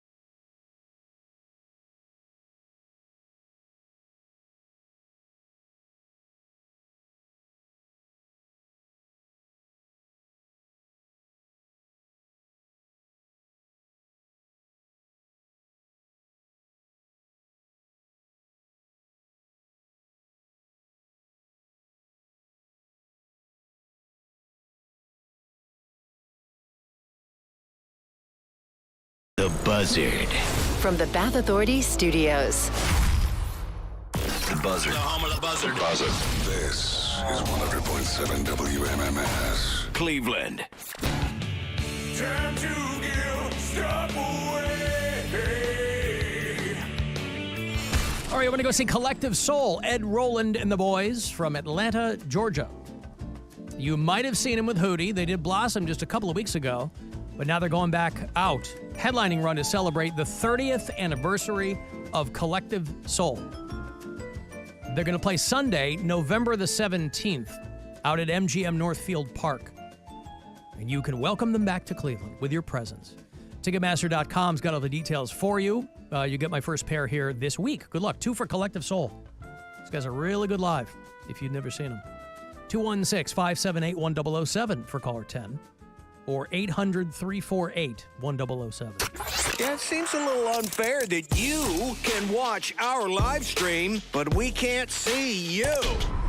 But we'll fix that tonight. Outside your window. The Alan Cox Show. On 100.7 WMMS. I wish you would step back from that ledge, my friend. You could cut ties with all the lies that you've been living in. And if you do not want to see me again, I would understand. I would understand. The angry boy. You know who this is, Mary? Collective Soul. No, but I just gave away those tickets, so I guess that would make sense, right? If there was a narrative thread to... I'm sorry? Oasis. That is not Oasis, no. I know this song. I know you do. They've got a lot of hits. Jumper is the name of the song. Oh, crap. Semi-Charmed Life. Hold on. They were just here. People think the singer's it's a couple hot. words. It's 3 words. Third Eye Blind. Third Eye Blind is the band you're looking for. Stephen Jenkins, when they were at the height of their popularity, he was banging Charlize Theron. Remember that back in the day? He was young and on the prowl, and he could write a good song. I was reading about a guy in Japan who jumped. Suicide. Jumped off a building. Killed the woman he landed on. Not a guy, a girl. Jumped off of a very, very tall building and landed on another person. Yeah. And they're both dead. Jeez. A high school student, 17-year-old girl, in her 3rd year of high school, jumped off the 12th floor of an office building and landed on somebody who was just out on her lunch break, a woman who was working in that building, walking on the ground. And landed, I like the end of this article. The police suspect the female died by suicide. Interesting. We don't think she was pushed off of the 12th floor.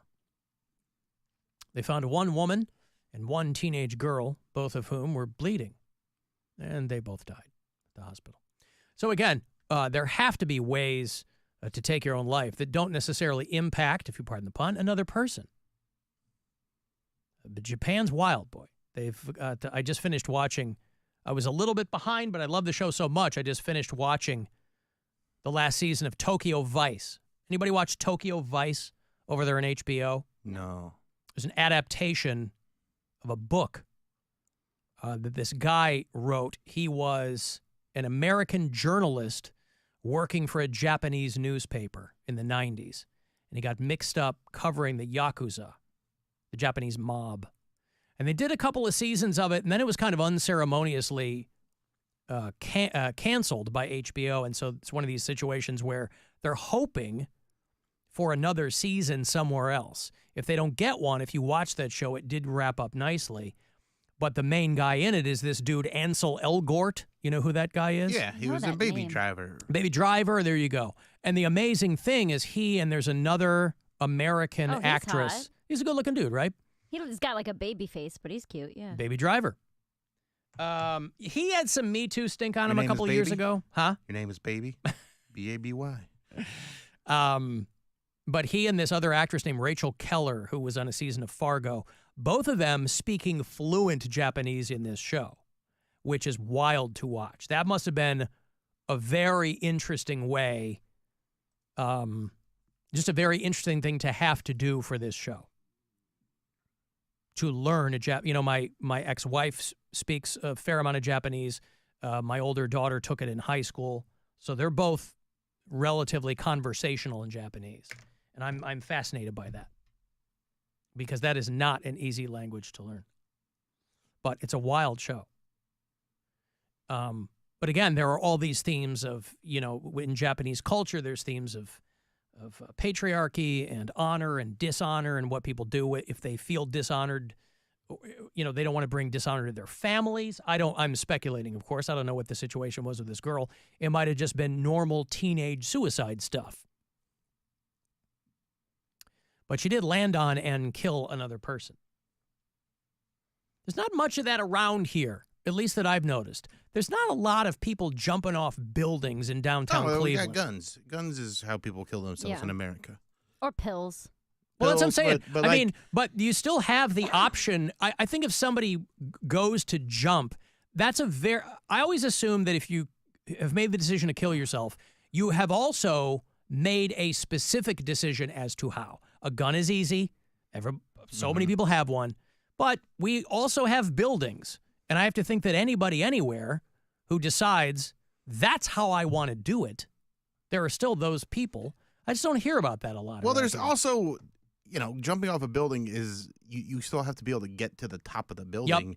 And that access isn't the easiest thing to I guess people manage to do it. Yeah, it's easier to get a gun than to the top of a building. Yeah. Kind of. Yeah. Hey, Dick. Bill and Mary, it's a sad day. I was going to say, you sound really bummed out. Are you mad about them renaming Brown Stadium? Is that what you're... Oh, a little bit, but I want to, over the years, back to Gibb, back to Nev, back to Casey, and I don't know what Jimmy these words Donovan. are that are coming out of your mouth. I just pray for Jimmy Donovan. Oh, Jim Donovan. I know he's got... Yeah, it's sad. It's so sad, Alan. I love Jimmy Donovan. He always took my call on the End Zone show with Tony and Durod and Doug Deacon, but I hope they get somebody as good. But it's been the talk down here in Dayton. He was a legend up there, but it's just so sad to see somebody take his place. But I send a card, to him and called Tom from WKYC, but he's a legend up there, Alan, and my prayers to his family, Bill, Alan, and Mary. You know, you were kind enough to send us a card too, Dick, not long ago, and as per usual, it was completely illegible.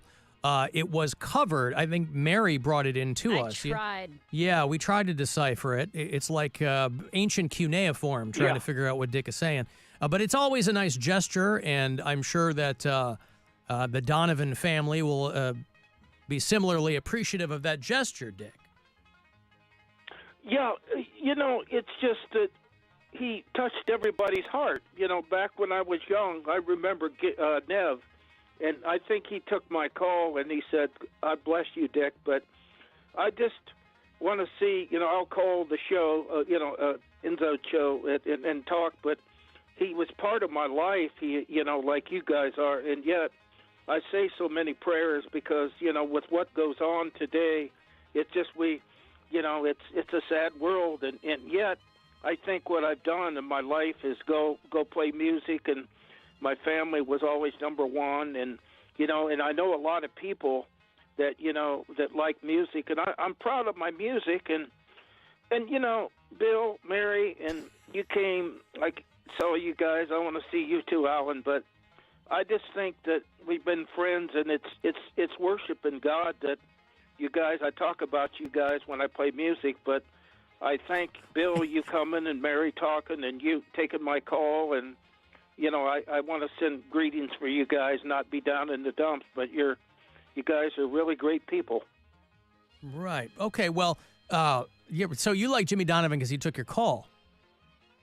No. I just loved him. No. I listened to him for almost 40 years. Of course. When he came back. Yeah. He's But, so closely identified with the team, right? Oh, yeah.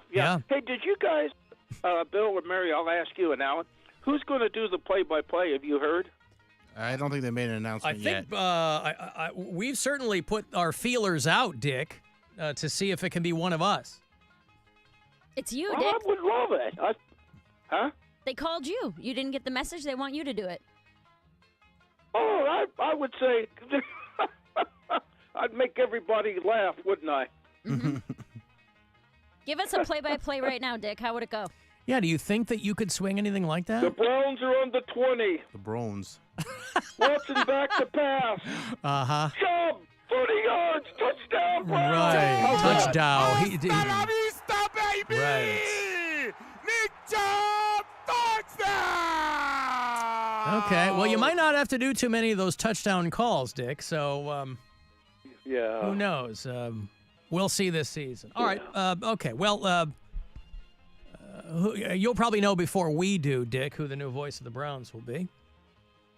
Yeah, but, like I say, I've got to get up there and see you guys. I think I'd have a good time, wouldn't I? Well, we'll be up here. All right. Everybody have Dick tonight. He was all over the place. Holy mackerel. I don't know what was going on there. He mentions us when he plays his music. And how, who's he talking about? He appreciates that we all worship God or something. He was on a weird one today. What was happening there? Yeah. Alan, people jump off the Valley View Bridge. That is true. That is true. That one gets. That's true. Yep. We had a couple of people here who I think were in traffic when somebody jumped over the bridge a couple of weeks ago. I have yet to see that. I've seen a lot of things. Seen a lot of people. I've never seen anybody jump off a bridge. But yeah, you got some big ones around here. I was living in Pittsburgh. There were people jumping off bridges all the time. So goddamn many of them. A lot easier to do that, you're right, than to get to the top of a building. But you also have to imagine that in a place like Tokyo, it's not like, they're not doing things that much differently than we are. It's probably not easy to get to. Of course, she jumped from the 12th floor. She probably tried all the doors on the way up until she found one that opened. But you'll have people in this country, people jump in New York, where our own Mary Santora lives. There's always somebody jumping and they'll, either land on a terrace. They won't make it all the way down. They'll land on a terrace. Yeah. Or they'll the awning of a building will slow them down, but they'll still tear through it. So it does happen. Yeah. There's just part of me that's surprised. Downtown Cleveland's got a couple of tall buildings. You have to think that there's somebody eyeing. Are they done with the Sherwin-Williams building? It's not done yet, but they're close. They're close to putting the spire on top or whatever they're going to do. There has to be somebody. Do you remember my fantasy football team's name? Who's borderline suicidal, who's got one eye on that thing, licking their lips. Your fantasy football team what? My name for the fantasy football team. I don't remember that. Sherwin-William. Mary, your thoughts? Sherwin-William. Yeah. Fine. Yeah. BillSquire.com for tickets. Yeah, got Where are two you gonna shows this be? weekend. Friday night, I'm going to be at Imposters Theater at 9:30, and then Saturday out in Willoughby at Garage Bar. And, you guys, everybody on the boat's like, hey, when's your next show? When's your next show? I need to come out and see you. I got asked, people told me that a lot at the big exclusive party. Like, oh, you're killing it on, I watch your clips, but I haven't seen you live. I'm like, well, come out to Willoughby or come out to Imposters Theater. I got good shows. And what's keeping them from doing that? Just life? I just, people be living life, I guess, and I'm not part of it. But I hope you do come out because they're gonna be great shows. And I'll talk about Dick on stage and right, Dick. I want to return the favor. Yeah. I'm gonna mention you in the middle of one of my sets. Oh, not the guy. Yeah. Now, you don't go so far as to offer a money-back guarantee, do you? Absolutely not. Mary, do you do that? Is there any money-back guarantee on your shows? Nope. I think that's smart. Don't do that. You take a chance when you walk in, and that's what you pays your money, and you takes your chances. You can't tell somebody might be an audience member, might be having a bad night, and might not respond positively to something. Okay, Alan, I'm still watching my murder stories and was watching the episode, and during the episode I thought there's not many of these that have the murderer killing a child. The next episode, the guy killed his wife and his 4-month-old baby. Oof. There's your manifestation, Mary. Wait, what? What? What? I don't know what he's watching. Did you mention some kind of a murder show? No, he's called before. Every time that dude leaves me a message, he's like, I'm watching one of my murder shows and blah, blah. But I don't understand the manifesting part. That he was saying that at the end of one episode, he was like, man, they never kill kids. And then the next episode was about a guy killing his I kid. see, because manifesting is just coincidence. And so because to him, it was a coincidence. He didn't he didn't ask for that. No. He just mentioned. Does that rise to the level of manifesting? Can you No, just because think something? The series was already written. Right. It's just coincidence. Yeah, I think that one's just coincidence. And therein lies the rub. Right, you could just check What out is the the- episode descriptions. Right. Right. Well, I don't know that they're going to put murders a 4-month-old in Well, the it might. description. Probably, yeah. Kills his wife and child. Because that sounds like a true crime situation right there. Not a false crime. This guy only watches true crime. I was watching, there's a new series on Netflix called, like, The Worst Ex or something like that. Worst roommate ever? No, Worst Ex Ever, I think. Oh, Worst Ex, okay. And it's about, people that just real, like, this one dude that was a serial abuser, and but they couldn't get him in Vegas. What did he do anyway. to the cereal? He just ate it without milk. Or he used orange juice and beer together. Ugh. But yeah, he was beating up all these women, but they couldn't get a conviction on him. And then he skipped town to this other place, beats up this other lady, then kills 2 people while he's on the run. And that's like the first episode. And then the next one was probably the craziest one, where this guy was pretending to be a cop and then was dating this lady, but he was actually married at the time. And then everything kind of came crashing down on him. And then he goes to jail for raping this lady, but then he frames her for a crime, and they put her in jail for like 6 months. What? Dude, it was yeah. I can't even follow that. It was nuts. This guy's on the run killing people? No, that's a different guy. Oh. Well, that's the first. But the other guy each episode's a different story. The other guy was on the run killing people. Yeah, the first guy was on the run killing people. On the run for murder, and he goes, along the way, I'm going to leave he was more on the run, bodies. He was on the run for abuse because it was, I think, attempted murder. Yeah. Because I don't think the woman actually died, but while he was on the run, he killed a couple people too. Wow. So. And that was somebody's crazy ex. Mm-hmm. You know better! You never know what's coming for you, really. Sometimes your friends let you down. Take your dreams and smash them on the ground. What do? Turn the page? Hell no, I'm gon' channel my rage and spit rhymes of horror, unspeakable things. From deep inside me, the darkness sings. Murder, murder, sex, sex, and murder, murder. Murder, murder, sex, sex, and murder, murder. Murder, sex, sex with murder.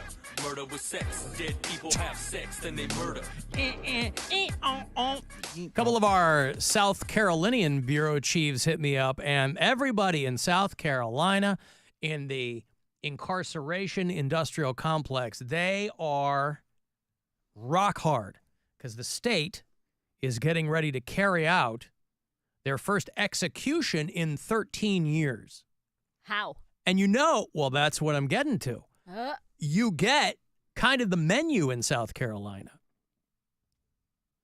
They have their lethal injection drug. They have also tested their electric chair.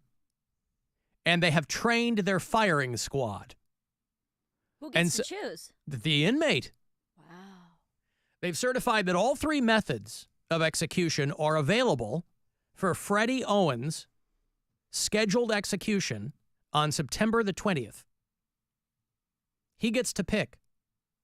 He would be the first condemned inmate in South Carolina, providing there's no stay of execution. A lot of times, even if somebody couldn't deserve it more, there's a lot of red tape and legal wrangling. He would be the first condemned inmate in South Carolina to be put to death since 2011. That surprises me. I figured South Carolina was killing people left and right. What did he do? What did he do? I don't know what he did. Well, I mean, a capital crime, right? Probably murder or something like that.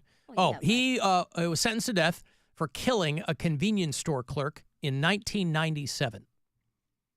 He and friends robbed several businesses before going to the store in Greenville, South Carolina. We have bureau chiefs there. And killing Irene Graves. They shot her in the head because she couldn't get the safe open. That's a really smart way to get the safe open, is shoot the person who's trying to get it open for you. It sounds like a Coen Brothers movie. Yeah. Like, how we can get the safe. Yeah. I'm going I didn't lethal think of that, injection. Elmer. Other dudes flipped on him, so they got 28 years in prison. He got the death penalty. And he also killed another guy. He gave investigators a detailed account of how he killed Christopher Lee, stabbing and burning his eyes and choking him. This was in prison. So while this guy's in prison, murdered another dude. But South Carolina, they have tested all of their methods of execution, and they're all ready to go. I don't know which one you pick. You know, some of these people, by the time that they're put to death, they're very, very penitent.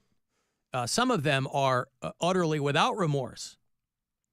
Can they put all the different choices on a wheel and you spin the big wheel of death? And then, but which one? What do you want it to land on, though? That's the thing. I'm going lethal injection. If I You get to want the choose, lethal injection. Yeah, I don't want to feel it. I think you feel it. I feel like lethal it's, injection. It's probably the least painful. I think the least Electric painful. chair? Electric chair is probably pretty painful, I bet. But it's also pretty fast, I bet.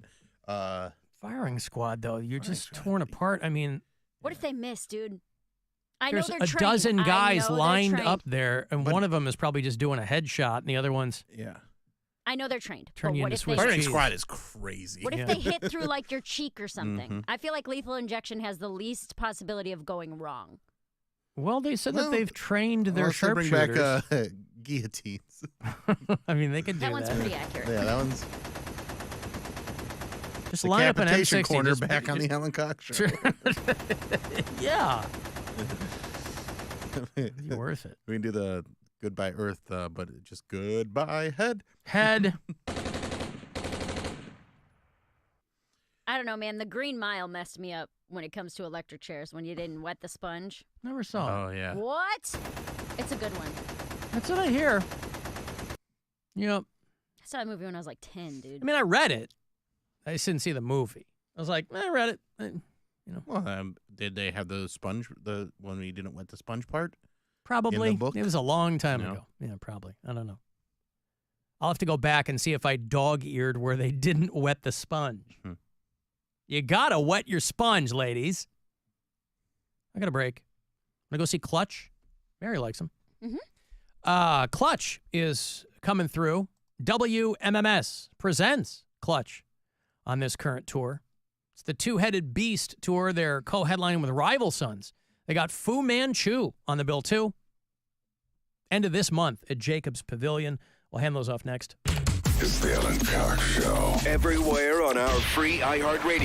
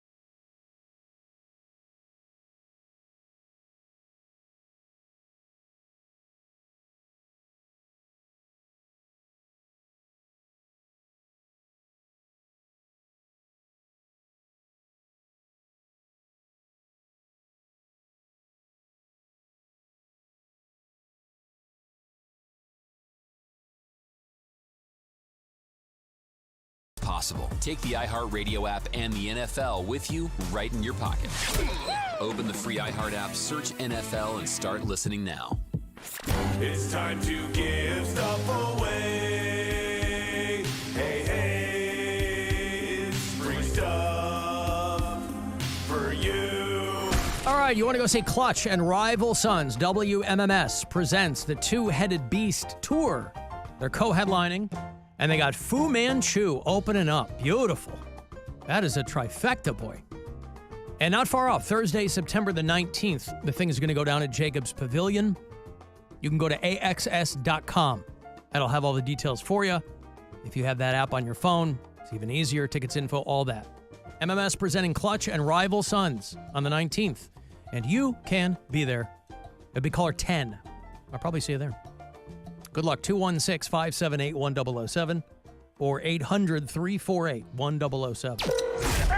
If you find yourself breathless with constant laughter, congratulations. Now, could you tell us what show you're listening to? It sounds fun. This is the Alan Cox Show. On 100.7 WMMS.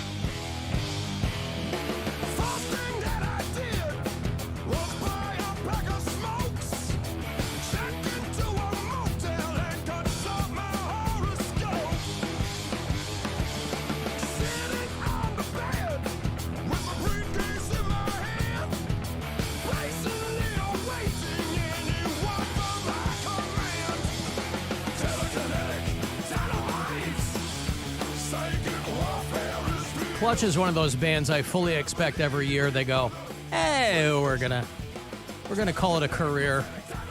We're gonna do a farewell thing. They've been around for so long, but they keep doing such good work that I don't know how they do it, boy, but they do. So I will have those tickets for you all this week. Around this time, we got hot celebrity goss in mere minutes. Mary, have you girded your loins? No. For Perez Bilton?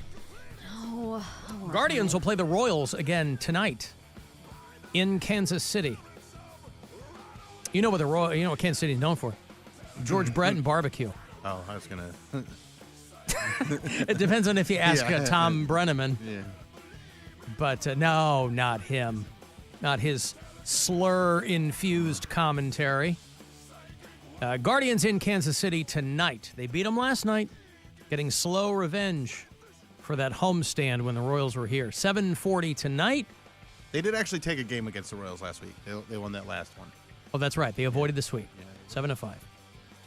So they'll play them again tonight. Guardians Live is when your coverage begins at 7:10 here on the Buzzard. 7:40, your first pitch. And then they'll play them again tomorrow night before they head out west to play the Dodgers. And then they will go to Chicago to beat the White Sox 3 times. And then they'll come back home, play the Tampa Bay Rays. I don't know what you did over your big, long Labor Day weekend, but I bet you weren't sucking down wieners. They had that Netflix live stream, Joey Chestnut and Kobayashi. These are the two titans in the field of male competitive eating. There are women who do this too, but they just don't get as much attention. And I don't know why that is. Because they're not chomping as many wieners. Is that what it is? Yeah, but I would think at the very least there's a certain portion of the population would rather watch female competitive eating than men. Probably. Yeah. You know who Rob Riggle is? Of course. Veteran comedian. He was a Daily Show correspondent many years ago. He's been in films. You know him if you see him. Step Brothers. Yeah. He was the MC for this whole thing. And there was $100,000 on the line. You know, these guys did the big Nathan's 4th of July event, usually until Joey Chestnut was banned. He ran afoul of Nathan's because he started pimping veggie dogs or something, right? Impossible or something. Impossible like that, yeah. wieners. Or beyond, one of the two. Beyond wieners. This was indoors, this one. Usually competitive eating, I think, is something you want to see outside. Inside, if you watched any of this, it looked really gross because it was inside and it had like professional lighting. So it just looked, it's on there now. They did it live, of course, but you can watch it on Netflix. Anytime you want now. Anytime you want to watch it, you certainly can. With a total score of 83 hot dogs eaten. The winner of the first ever Netflix unfinished beef hot dog competition and new world record holder, it's Joey Chestnut!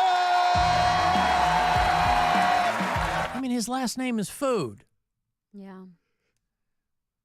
Takaru Kobayashi. I don't think I ever knew his name. He's the guy, of course, from The Usual Suspects. The first contest between them in 15 years. And, of course, what's one of the big prizes you get other than the money? Sitting down with Carson Daly. Oh, right. That's part of it, too. And, dude, it's made me hungry. Yeah, I'm going to be eating hot dogs on Labor Day like never before, and I'm going to be breaking records. And, dude, maybe I'll make it back to Coney Island next year, but I'm just focused on dominating this contest. Of course, that was before they did it, and then they show part of his preparations.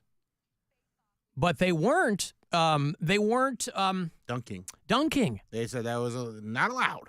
Right. This version was not allowed. Dry. But why would you? Why would you switch it up? I don't know. It's just the rules that they gotta agreed make on. it different. That was the rules they agreed on. They went with no dunking. They can wash him down with water. Yeah. Pants had this. He got the notification that Joey Chestnut set the record while we were up, and it was like just before the air show started. So there's like 30 people on the roof, and he just goes, "Joey Chestnut just beat Kobayashi. World record, 83 hot dogs," and everybody started cheering. We started a USA chant. Sure. We're back, baby. Joey Chestnut inhaled 83 hot dogs in 10 minutes. Kobayashi, who is 6 years older than Joey Chestnut, he's 46. He only sucked down 66 wieners. Joey Chestnut's 40? Yeah. He looks a lot older than that, boy. That's what the competitive eating does to you. That is a hard 40. Kobayashi looks a good 10 years younger. Yeah. He had announced his retirement earlier this year, but he said that he would come back against Joey Chestnut for one last. But obviously, with this, there can be no doubt who the best wiener inhaler is. Joey Chestnut said he had been trying to get to 80 hot dogs for years, but Kobayashi gave him the incentive he needed. He never would have been able to do it. So his 83 hot dogs, a personal best. That's so gross. His record was 76. He smashed it.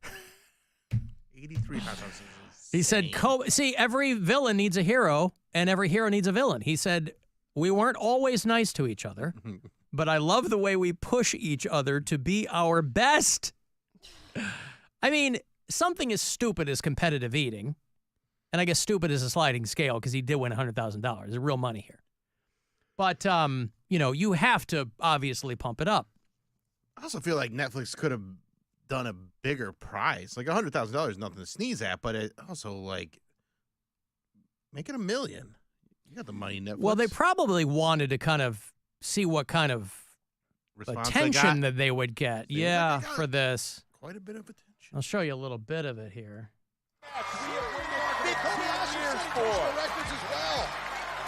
Kobayashi shaved his head after talking to Carson Daly. Maybe he had lice. Champion is going to walk away an apparent winner. There's 10 seconds to go as the fans count it down. It just looks so gross and painful. It just looks like you're... I don't like watching it. It makes me want to puke. Same, really because gross. the face they make is the same face of somebody who is about to puke. It's just the food's going down instead of coming up. Kobayashi doesn't even speak English. He needs a translator there. So, got to be the easiest translating gig, right? I mean, if you're Shohei Ohtani's translator, you got a lot of splaining to do. But if you're Kobayashi's translator, they go, here's how many hot dogs he ate.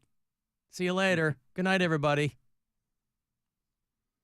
He said through his translator that he felt like he did everything he could. Ugh.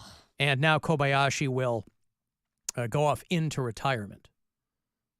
Hey. I don't know what you do after this. What's your next act? Poop. Just pooping? Lots of poop. He's a competitive pooper? Competitive pooping? Clear Wow. out your system. Kobayashi's nickname is the Tsunami. Tsunami. He said, I'm literally back for one day. He hasn't competitively eaten for 5 years because he retired. Imagine that. One guy brings you out of retirement. And it's not like you just got to do some calisthenics, right? You got to get your stomach back into, ugh, God. No. Yeah, you have to stretch your stomach. Ugh, yeah. Yeah. You think they eat hot dogs, like, outside of this? I would You never. think it ruined hot dogs for them? Or are they like, yeah, throw me one on the grill? Yeah. Throw me 25 on the grill. I'm a little hungry today. Yep. So they couldn't do it the way they had normally done it in the past. They couldn't dunk, and they couldn't pull the wieners out of the bread. Couldn't pull the wieners out of the buns. And it ended up working out because he set a record. Yeah. All right. You want to do some hot goss? Yeah. Are you ready? Yeah. I know you've retired, but I know that you've... no, we're back. No. You're back now? We're back. Oh, Yeah. good. All right. I want to make sure. Heard a rumor.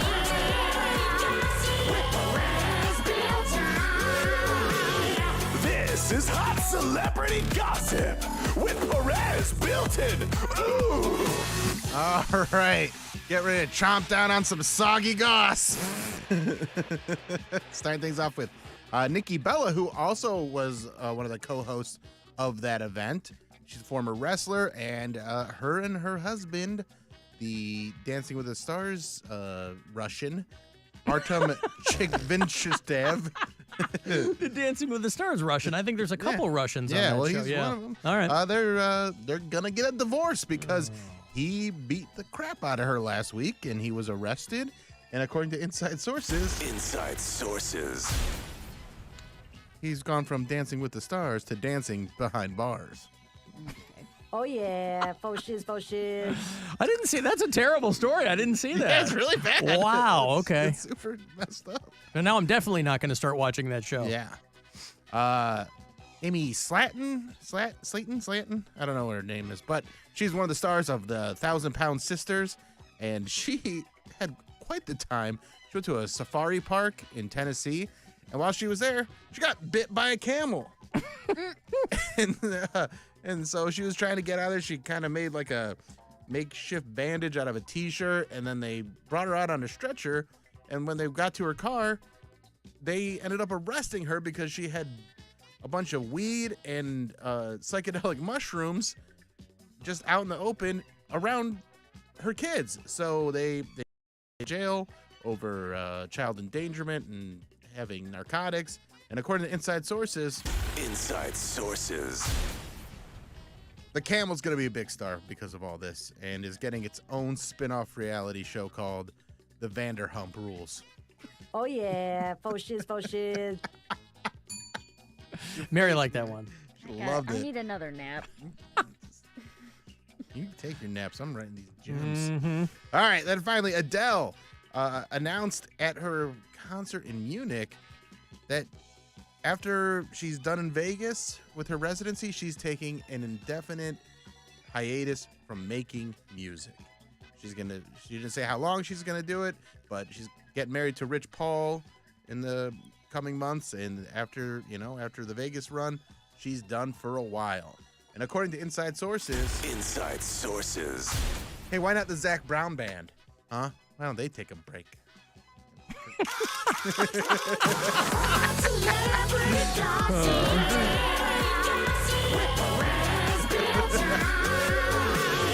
This is Hot Celebrity Gossip with Perez built-in. Ooh. Oh, that Adele. Oh. She's going the Kobayashi route. Yeah, she's done. She's gonna retire. Other options. I mean, she'll make music again at some point, but she just wants to be a kept woman for a little while. I imagine they're gonna get married and probably have kids, and she just wants to live a low-key life. You think so? I thought I saw that she was just taking a break from performing. Not Well, from, what else like, does she do? writing and, well, she could like write and record an album. From what I read, she said she's just taking a break from music. Maybe, I don't in know. general. Mary, you just heard Perez Built-in, I don't have okay? inside sources. You're right. It begins and ends. My inside sources said Zach Brown should be the one taking a break. We heard the first time. He doesn't write his own music anyway, so why not? God, that story about that 1,000-pound sister is wild, It's by so the way. crazy. Yeah, they got bit by a camel, and they're like, "Oh, are you okay? Oh, wait, why do you have so much drugs? But just it's out in the open." It's wild that they're like, oh, she lost a lot of weight. Those 1,000-pound sisters. Yeah. She's down under 400 pounds now, which I guess is good news. Yeah. I don't know how these people. Better to be under 400 pounds than over 400 pounds. Yeah. She finalized her divorce last year, she and her husband at the time. They had 2 sons while they were married. And she said it was nonstop mental abuse from her husband. But the 1,000-pound sisters, they were 500 apiece, right? Yeah. Or something like that. Some permutation of that 650 and the 650 added up to 1,000. Yeah. And they got 5. I don't think it's on anymore, first run, but they got 5 seasons of that show out. The last season was last year. But they get the weight loss surgery. They got to lose the weight to get small enough, relatively speaking, so that they can do the weight loss surgery without them bleeding out. And she's lost 176 pounds, which is no small thing for, a person who is not 500 pounds.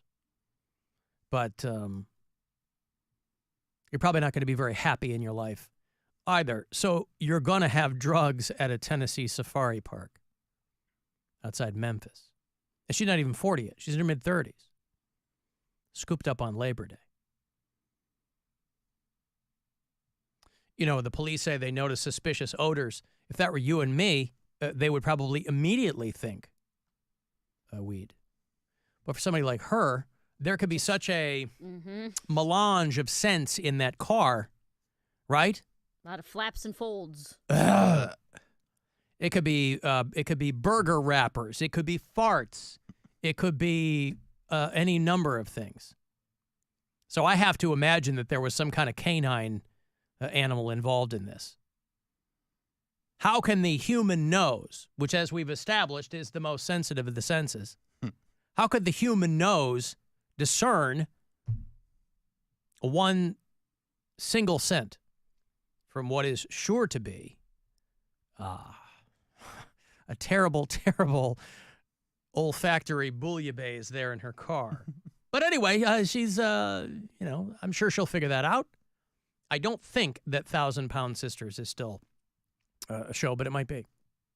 And frankly, think how good it makes the sister look, right? This one's getting in all kinds of trouble. The other one's just like, I'm just out here trying to lose weight.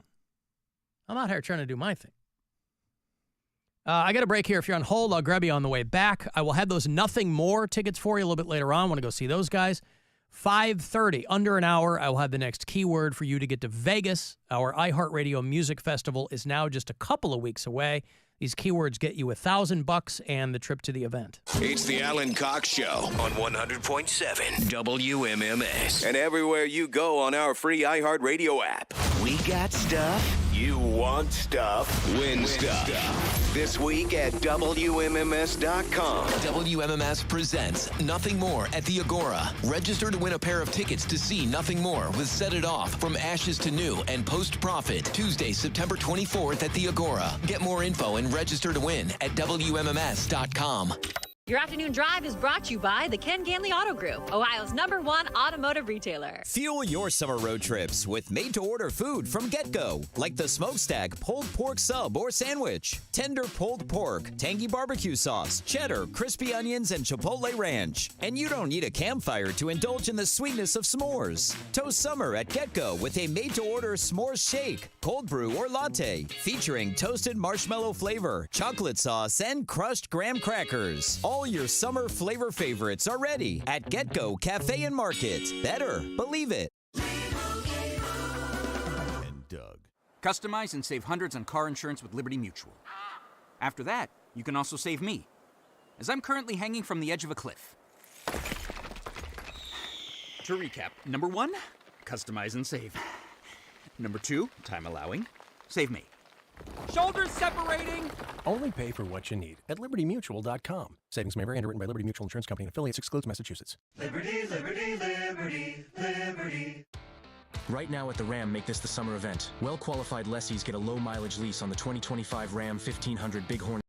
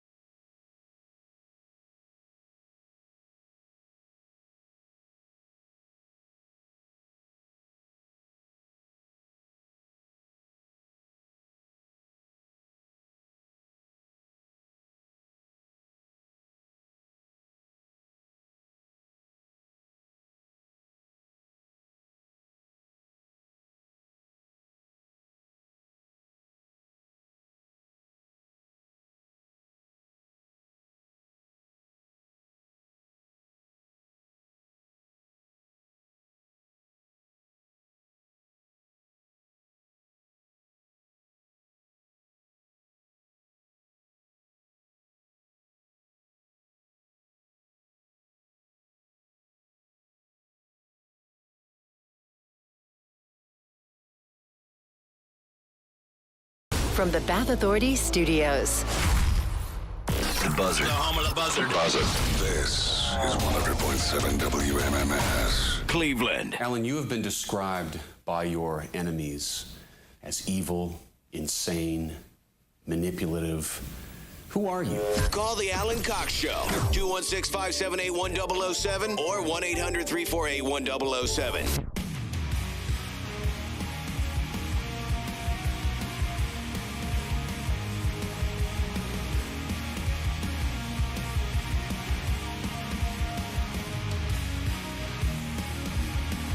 I got another $1,000 for you closer to 5:30. You get a handful of those keywords every weekday, so be listening.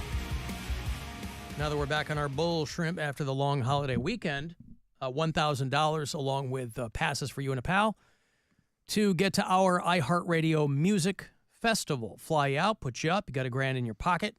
The whole thing goes down the 20th and 21st of this month. So you still have a couple of weeks of keywords to win. We do it pretty much up to the last minute. Guardians will play tonight. It's the second of 3 against the Kansas City Royals. They're in Kansas City 4-2. The Guardians win last night. So 7:40 Guardians live. Your pregame coverage begins at 7:10. You can listen on the iHeartRadio app if you're nearby as well.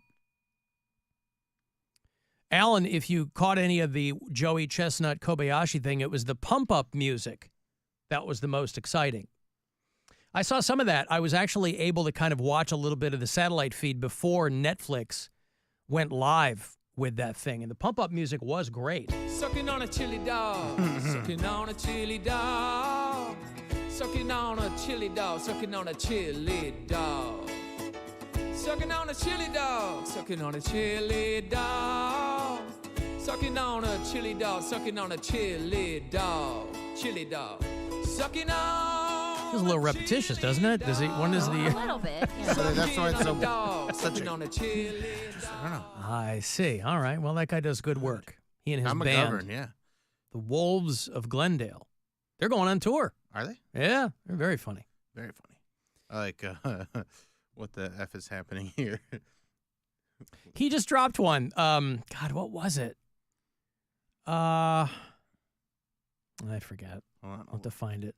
Mike in Parma said they should have had Haley Welch out there. They should have had the Hawk Tua girls spit on each hot dog. Now, I want you to hang on to your knickers because you're never going to believe this. Speaking of Haley Welch. Guess who's starting a podcast? Haley Welch. Hey, how about that? I actually love the name of it. The Hawk. It's called Talk Tua. Right. So listen, good for her. Squeezing every little bit out of that 15 minutes. I always feel like they need to, given the modern eccentricities of fame and the ways that you can get your information out there, they really need to either do away with or update that classic Andy Warhol quote that everybody's famous for 15 minutes. Because you can really get more than 15 minutes these days. And it doesn't matter if it's fame or infamy. You know, they used to say there's a couple things you got to change. You got to change the 15 minutes, and you also got to change there's no such thing as bad press, because there is very much such a thing as bad press. It's just that people didn't used to care about it because it would go away in short order. Now, not only do things, they might go away, but they're still out there somewhere. They don't just go off into the ether. It's not just a newspaper headline that gets thrown away the next day. So Haley Welch starting her own podcast, and I'm sure they'll set her up. You know, I'm sure they have a whole lineup of well-known people to do this podcast with her. People that want to sit there and chat with her. You know, she's gotten up on stage with Zach Bryan. He's a country guy, right? Mm-hmm. You might have seen she was partying with Shaq Diesel. She's basically done everybody else's podcast. That's what podcasts are. Everybody just does everybody else's podcast. She threw out the first pitch at a Mets game. She's a big Matt Rife fan. So she met him, was talking to him, and her podcast is called Talk to Her. I don't know if it'll be on the iHeartRadio app, but I imagine it will. You think so? Yeah, I mean, most podcasts get put on all the apps. Yeah. Yep. Nothing will make you feel more like you have wasted your life in broadcasting than to see people who have no experience at all make a lot of money and get a lot of coverage on their brand new podcast. Makes you feel good. Makes you feel like you've done something useful with your life and your career. You want to see the guy in, this was in Grand Rapids, before I move on from the competitive eating, Belding, Michigan, which is about 45 minutes northeast of Grand Rapids. They had their first ever ranch dressing chug competition. Oh, my God. What is wrong with America? Fox 17 there in Grand Rapids. Oh, my gosh. Living up to its name, this reporter there in GR, Olivia Yatuma, cutie. She covered the thing at a bar called, the hell is a bar called? The Harmful Rooster. Had a ranch dressing chug contest there. By chugging this 24-ounce glass of their ranch. 3, 2, 1. 10 seconds. I just drank 24 ounces of ranch dressing. That's all it took for Zach Orvis to chug. He looks so sad, too. He's like ready to cry. I just drank 24 ounces. Now, how many ounces is 24 ounces? 24. So fast at the math. 24 ounces of ranch dressing. That's all it took for Zach Orvis to chug 24 ounces of ranch and take home the win. I mean, I've seen people pour about that much on their salads, so what's the difference? But he had his fair share of competition, including 10-year-old Jordan Peterly. I'm a kid. I'm the youngest person here. Good luck. Owner Randy Roost came prepared for the big day with what he called just-in-case buckets. How much more Midwest can you get than guzzling ranch dressing? Roost clearly underestimated Zach Orvis. Just-in-case buckets. Just in case what, Mary? Someone pukes. I feel sick, dude. My stomach is like gargling. This is so gross. This is inadvertently. Drink it. This is inadvertently a Mary act. So we didn't really mean to do that. But this guy up against a 10-year-old kid for the 24 ounces. Just so I'm clear, how many ounces is 24 ounces? Too many. Both answers are correct. About 22 ounces too many. Yeah, it's like doing. Well, they give it to him. It's like and you have a can of pop, and you're like, well, what if we had two, and it was ranch? Filled with ranch. Would you rather do this or 2 cans of Mountain Dew? And they all reach for the ranch. Yeah, and they give it to him in big beer steins. Knopkadash. They give it to him in the big beer steins. Good luck. Owner Randy Roost came prepared for the big day with what he called just-in-case buckets. How much more Midwest can you get than guzzling ranch dressing? Roost clearly underestimated Zach Orvis. I don't feel sick at all. It's ranch dressing. And Alex Lloyd, a worthy competitor, claimed he was built for this.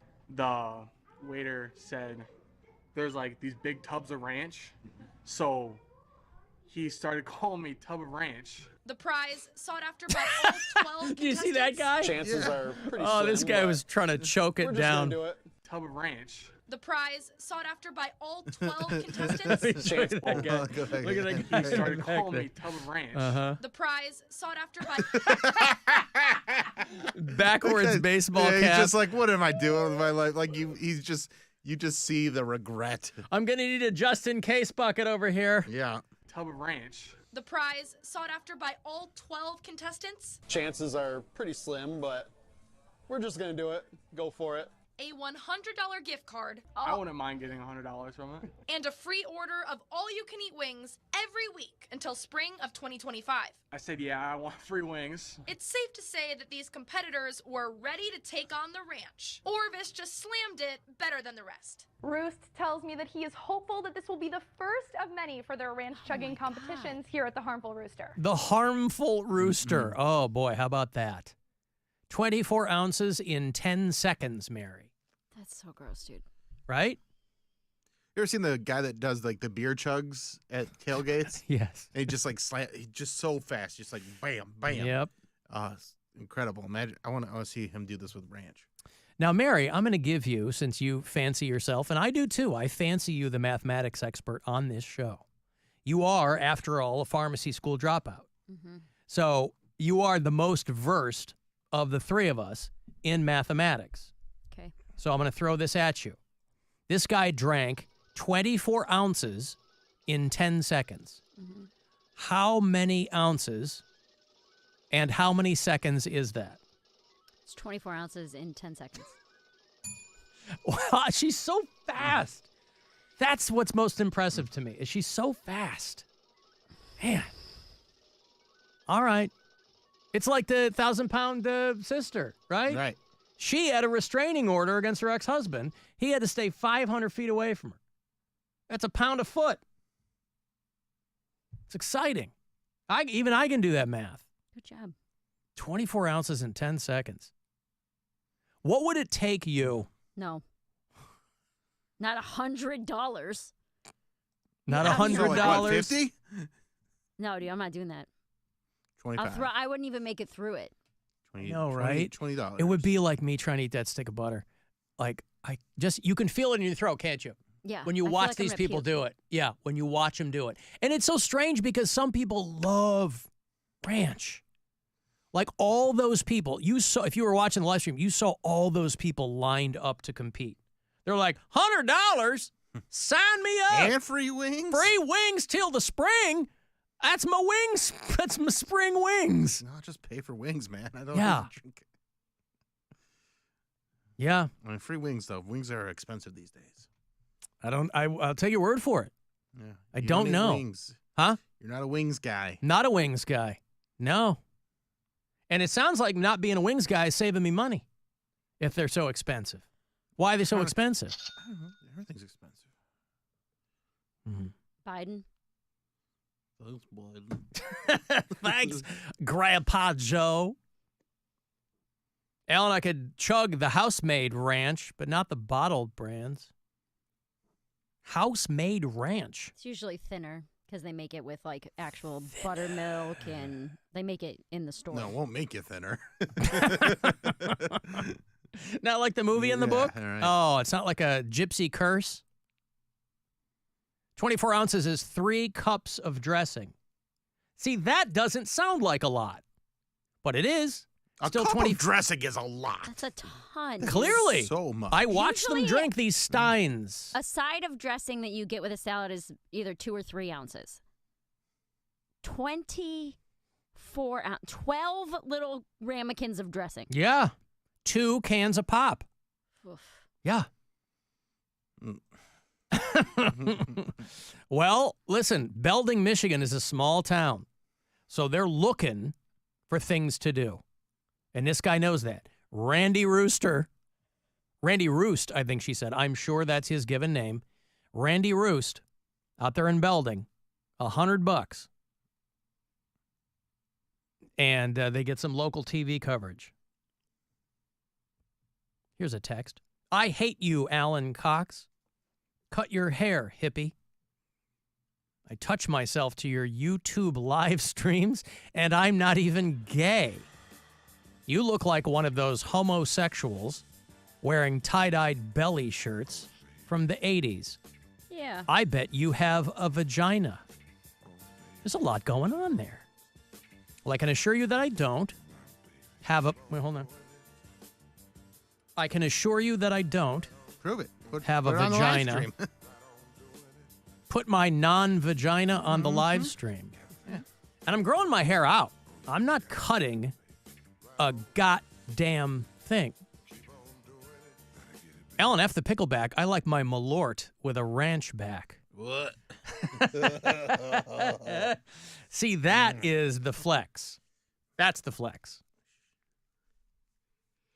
Yeah, so a lot of people obviously are probably looking at that ranch chug challenge with envy and saying, 10 seconds, what took you so long? I don't know, man. 10 seconds is real fast. It's real fast. To chug that much ranch in that thickness. Ugh. And I also don't understand his logic. He said, people put ranch on their salads. Yes. What does that have to do with you guzzling it in 10 seconds? But anyway, sir or madam, thank you so much for touching yourself to our YouTube live streams. Yeah, if you go to AlanCoxShow.com. I'm sorry? This was a sir, probably. Oh, you think so? He said, I'm not gay. Oh. But they just said, I'm not gay. Yeah. But if they think I have a vagina, then if they were a female, they would say, I'm not gay. Huh? It was it was all over the place. Oh. I mean, I won't lie to you. These days, I'm confused at what does make someone gay. I am not gay. I have relationships with women and sex with men. And I got news for you. That means you're gay. Ah, okay. Let me write that down. Ice-T, always there with the information. I don't like men no more. I said I like women.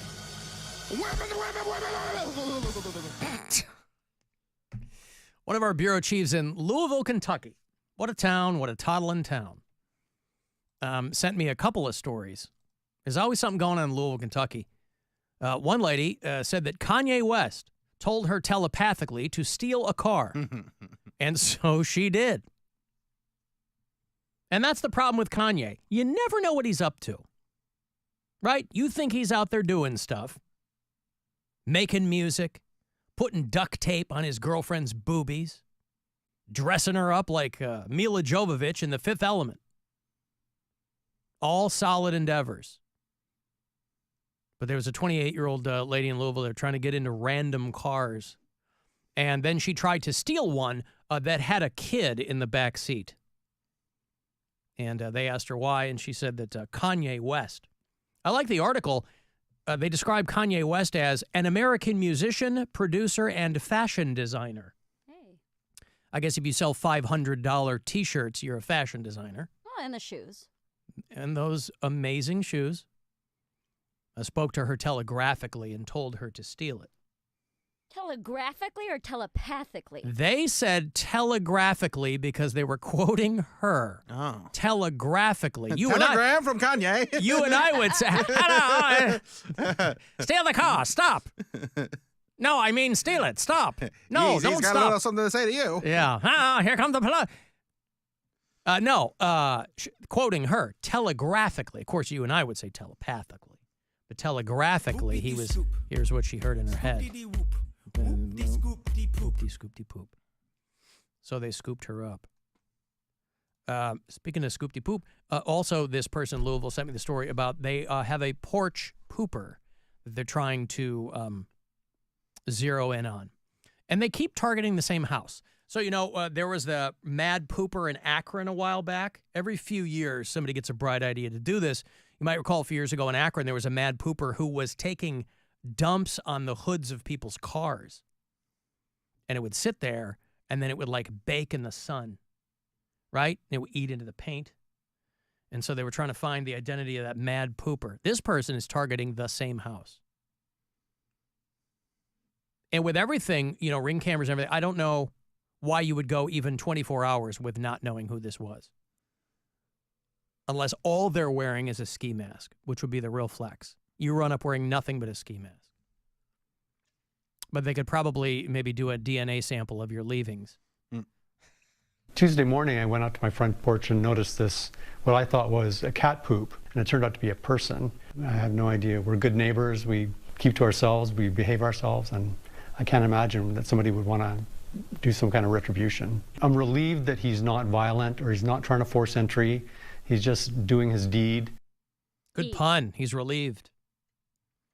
Yeah, so they have yet not determined the identity of that person there. So, granted, this is just that guy's house. But you bureau chiefs, we have a few of you there in Louisville, Kentucky, this guy might get bored. And he might end up on your porch. What's worse, this or the people who are caught on Ring camera trying to steal your Amazon packages? Would you rather walk out there and find no packages or a dump? I don't know. I want my packages. Right. So Well, I'm gonna go dump. I don't know. You'd rather have the dump You stink! than... No, I think I'd rather have my package stolen. Really? Amazon will send it again. Mm-hmm. God, I don't want What to if it's clean getting up... stolen every time? I don't want to You're clean waking up up to human poop off on my your porch. stoop every day? I have somebody else to clean it up. I don't have a stoop.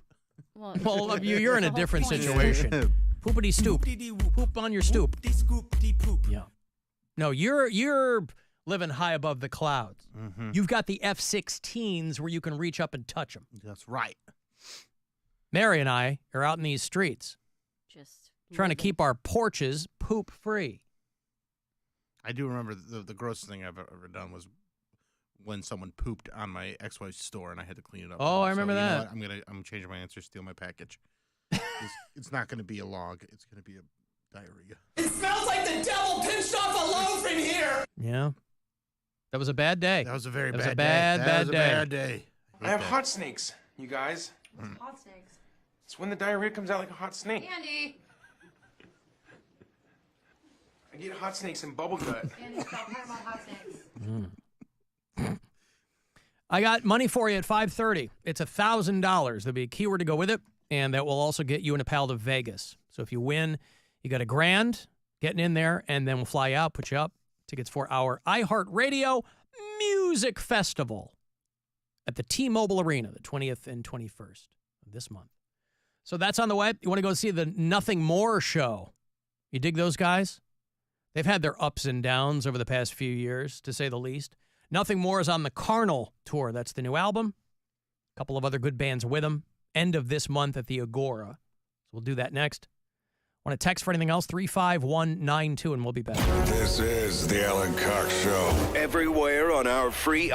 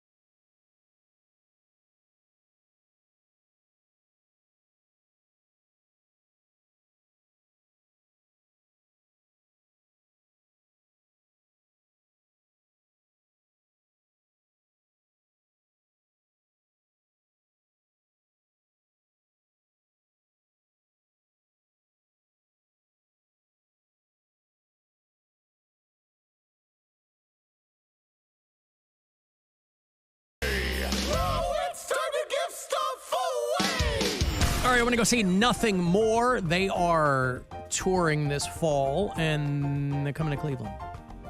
Let's put you at the Nothing More show with Set It Off and From Ashes to New.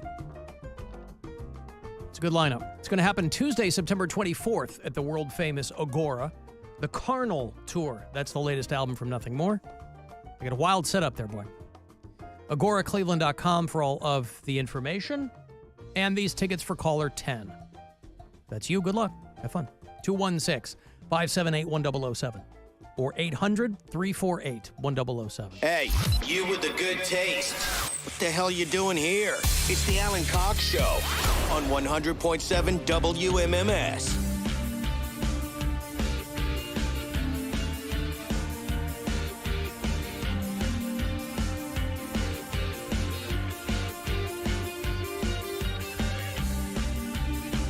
Guardians baseball tonight.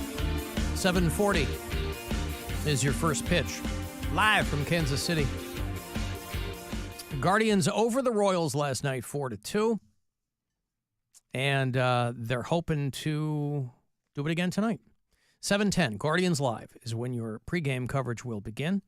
7:40, first pitch on WMMS, your FM home for Cleveland Guardians baseball. And on the iHeartRadio app, where you can leave messages if you like. Alan, Lenny from Mesa, Arizona, Bureau Chief. Just want to let you know, you said Zach Bryan, and so you combined Luke Bryan and Zach Brown and made your own person. Very creative. Hate you, hate me, love us both, love the show. See you later. I thought Zach Bryan was a guy. He is. That guy's wrong. Okay. Thank you, Lenny. Well, to his point, it's hard to keep track, right? There is Zach Brown. That's Z-A-C. Mm-hmm. Then Luke Bryan.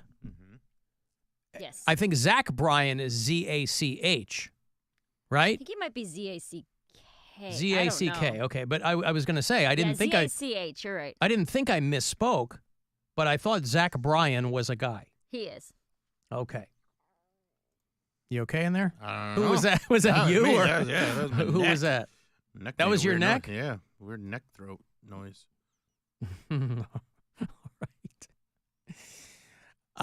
Guardians baseball tonight on WMMS. I will have a trip to Vegas for you here in a few minutes. Is Zach Bryan on the iHeartRadio Music Festival? Is that why I'm thinking of that guy? The iHeartRadio Music Festival. It is the 21st and the 20th of September. Normally, you'd say those numbers the other way, but I like to mix it up. 20th and 21st. They're at T-Mobile Arena. And they do a whole big thing. You know, outside the T-Mobile Arena there is the Toshiba Plaza. You know, they used to have a daytime stage at this thing, but I think that they just had fewer and fewer people showing up to that. So they do kind of a pared down version.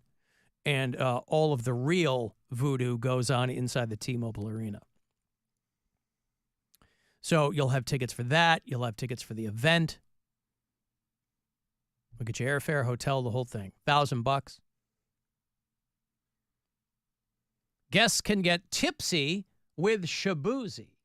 He's that country dude. He's like trying to do the Lil Nas X thing. And he did the version of everybody in the club getting tipsy, right? Mm-hmm. That's exactly what he did. Isn't that what he did? Yep.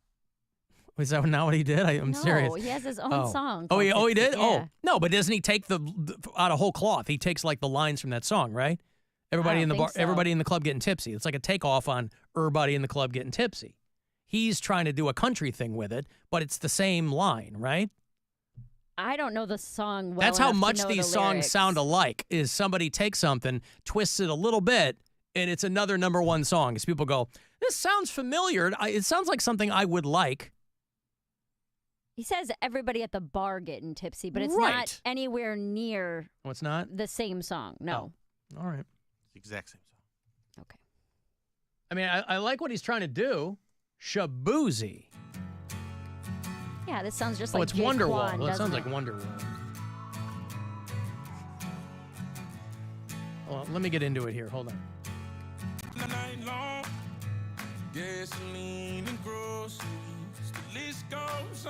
Now, this kid's black. That's why, just to let everybody know, that's why everybody's paying attention to him. Is he's doing like the Lil Nas X thing. 5 ain't working. 2 to the 3 to the 4. Oh my. Here you go. Good Lord.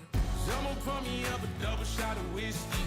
They know me and Jack Daniels got a history. There's a party downtown near 5th Street. Everybody at the bar getting tipsy. Okay. All right. Well, you're right. Should have never doubted you. I don't know why you did. Well, he is playing off that lyric, is what I'm saying. You are right. You It's don't not. know that? People write the same lyric all the time. Okay.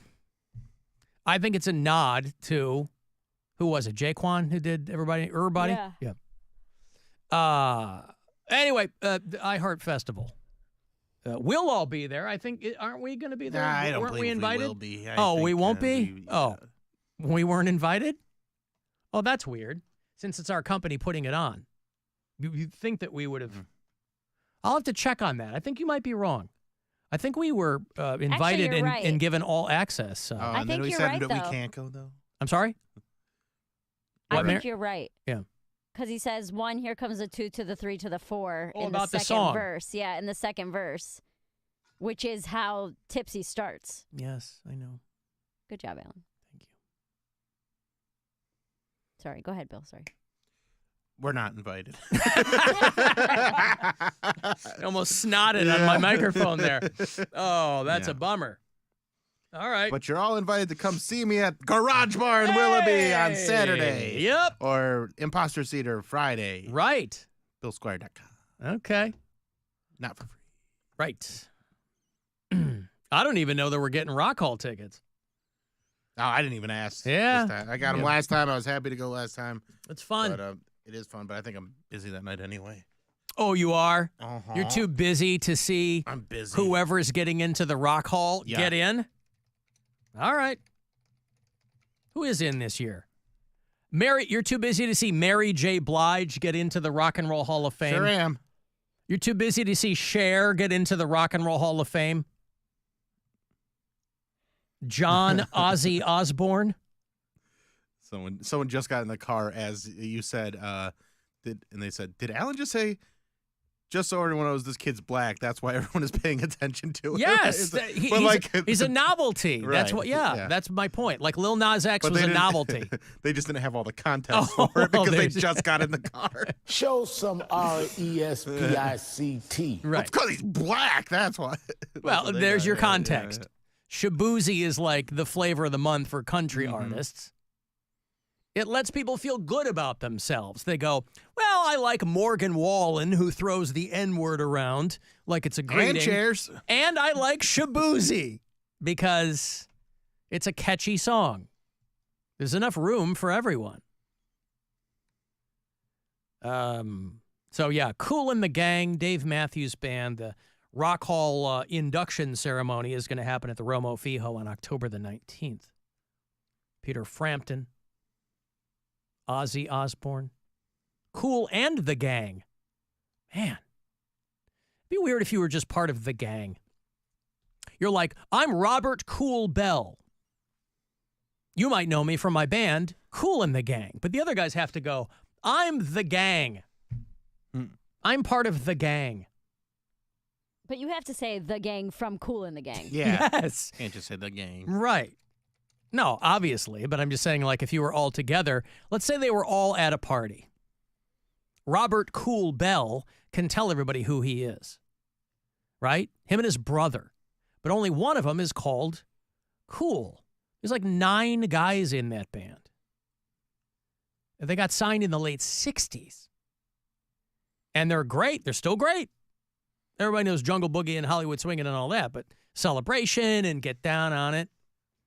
But, you know, I remember when Van Halen tried to do the David Lee Roth again thing, they took Kool and the Gang out with them.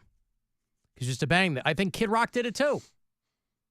Or Kid Rock had Earth, Wind, and Fire or Kool and the Gang or somebody like that. A few years back going out. Okay, the aforementioned iHeartRadio Music Festival. We won't see you there, but boy, you'll see a lot of very entertaining people out there. Middle of this month. This is $1,000, so I hope you win, and then you and a pal headed out there for the whole shebang. So good luck. Now your chance at $1,000 and a trip to our iHeartRadio Music Festival. Text the nationwide keyword WIN to 200-200. You'll get a confirmation text and info. Standard data and message rates apply in this nationwide contest. That's WIN to 200-200. WMMS.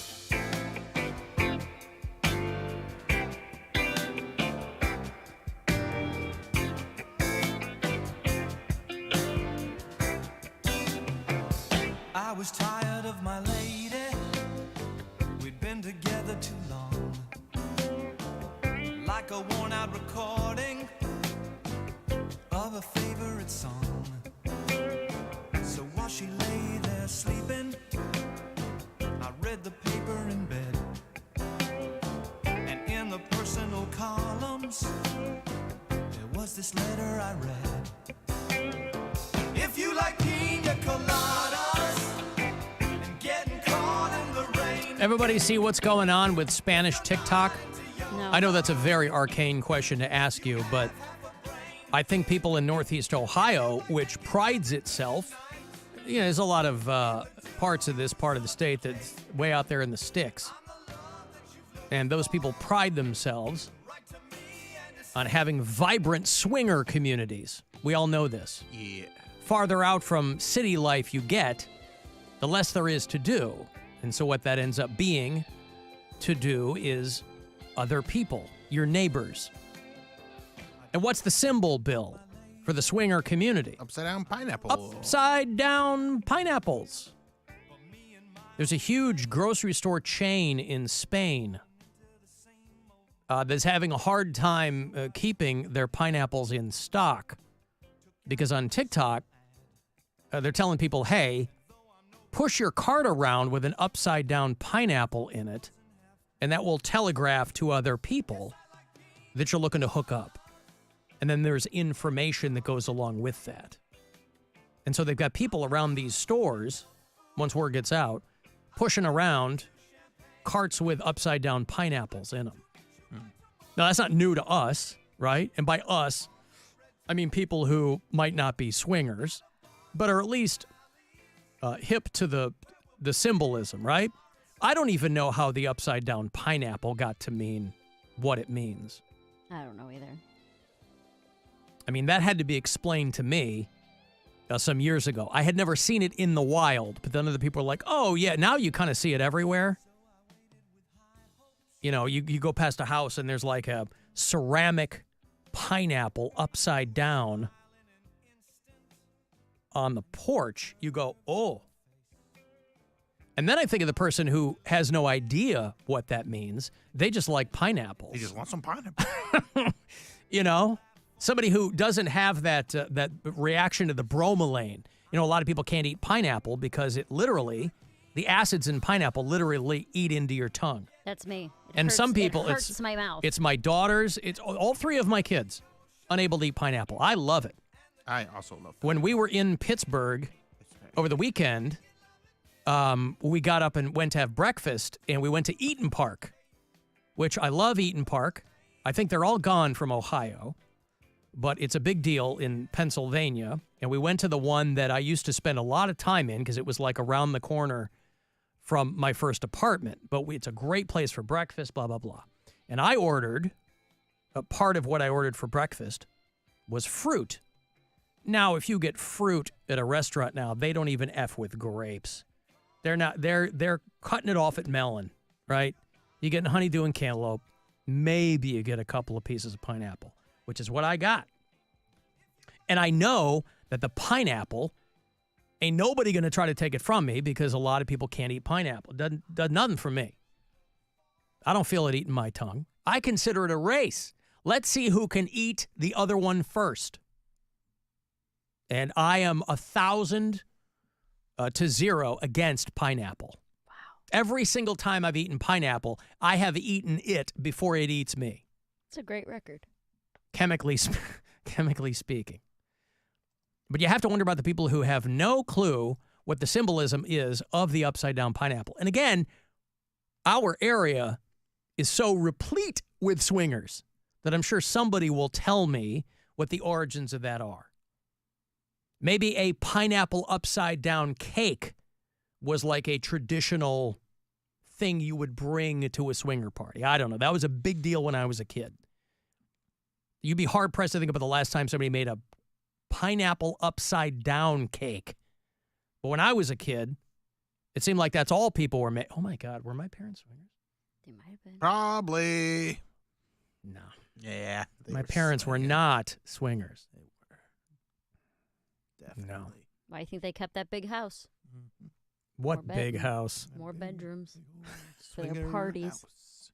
Did my parents have a big house somewhere? Is that what you're saying? Yeah. Alan, I was at Target with my wife and child. We saw their children's clothing with upside-down pineapples on them. There's no way that could have been overlooked. Yeah, I think there was something going around when the fake pro-kid people were doing their lame-o boycotts against Target for whatever they happened to see. You'd see photos of dresses with upside-down pineapples on them. Who knows? Maybe they got one past the goalie. I don't know. Alan, I found out because I bought a cool button-up pineapple shirt from Target a few years ago, and I was approached by a couple. See, that's the thing. When you buy a patterned shirt, they're going to be in all different directions. Yeah. Because that's just how they make them. They take big slabs of cloth and they stitch them together. So, yeah, somewhere on your shirt. There might be an upside-down pineapple. Yeah. I mean, I wore my banana shirt on our cruise. Were they upside down? Some of them were. Oh. But if upside-down bananas were the symbol, then people would have been, they would have had their finger in my coin slot all afternoon, trying to figure out where the after party was. I had no idea. I just liked pineapples. I didn't take anybody up on their offer. I mean, that is a good way to have people come to you, right? If you're trying to ingratiate, let's say you're somebody who's a little reticent to dip your toe in the swinger pool. And if you've seen the bulk of them, you can understand why. But you're like, hey, this might be for me. It's very dude heavy. But listen, this might be for me. Get yourself some upside down pineapple clothing, and then they'll come to you. Be like a bug to a zapper. Because they're looking for new blood. There's only so many times you can have sex with your neighbors from down the road. Alan, how is Dave Matthews even considered for the Rock and Roll Hall of Fame when Akron's own Devo have been in the business for 50 plus? Well, yeah, listen, I love Mark Mothersbaugh and Devo as much as the next guy, but I'm sure you've noticed by now that the Rock and Roll Hall of Fame is not based on seniority. You'd be hard-pressed to figure out what it is based on, but I thought Devo got into the Rock and Roll Hall of Fame. Maybe not. That's probably one of those bands that people lament are not in there. Yeah. They've been nominated a few times. They got nominated for the third or fourth time a couple of classes back. But I think you're right. I don't think they're in the Rock and Roll Hall of Fame. But I do take heart when bands are repeatedly nominated, because at least that means we're going to put them in. I mean, Kraftwerk got in a few years ago, right? So if you're going to put them in, I always think of Devo as the American Kraftwerk. Or conversely, Kraftwerk is the German Devo. I've got to take a break. Send me a text, 35192. AlanCoxShow.com is where you'll see pictures, and you can listen anywhere on the iHeartRadio app. We got stuff. You want stuff. Win stuff. This week.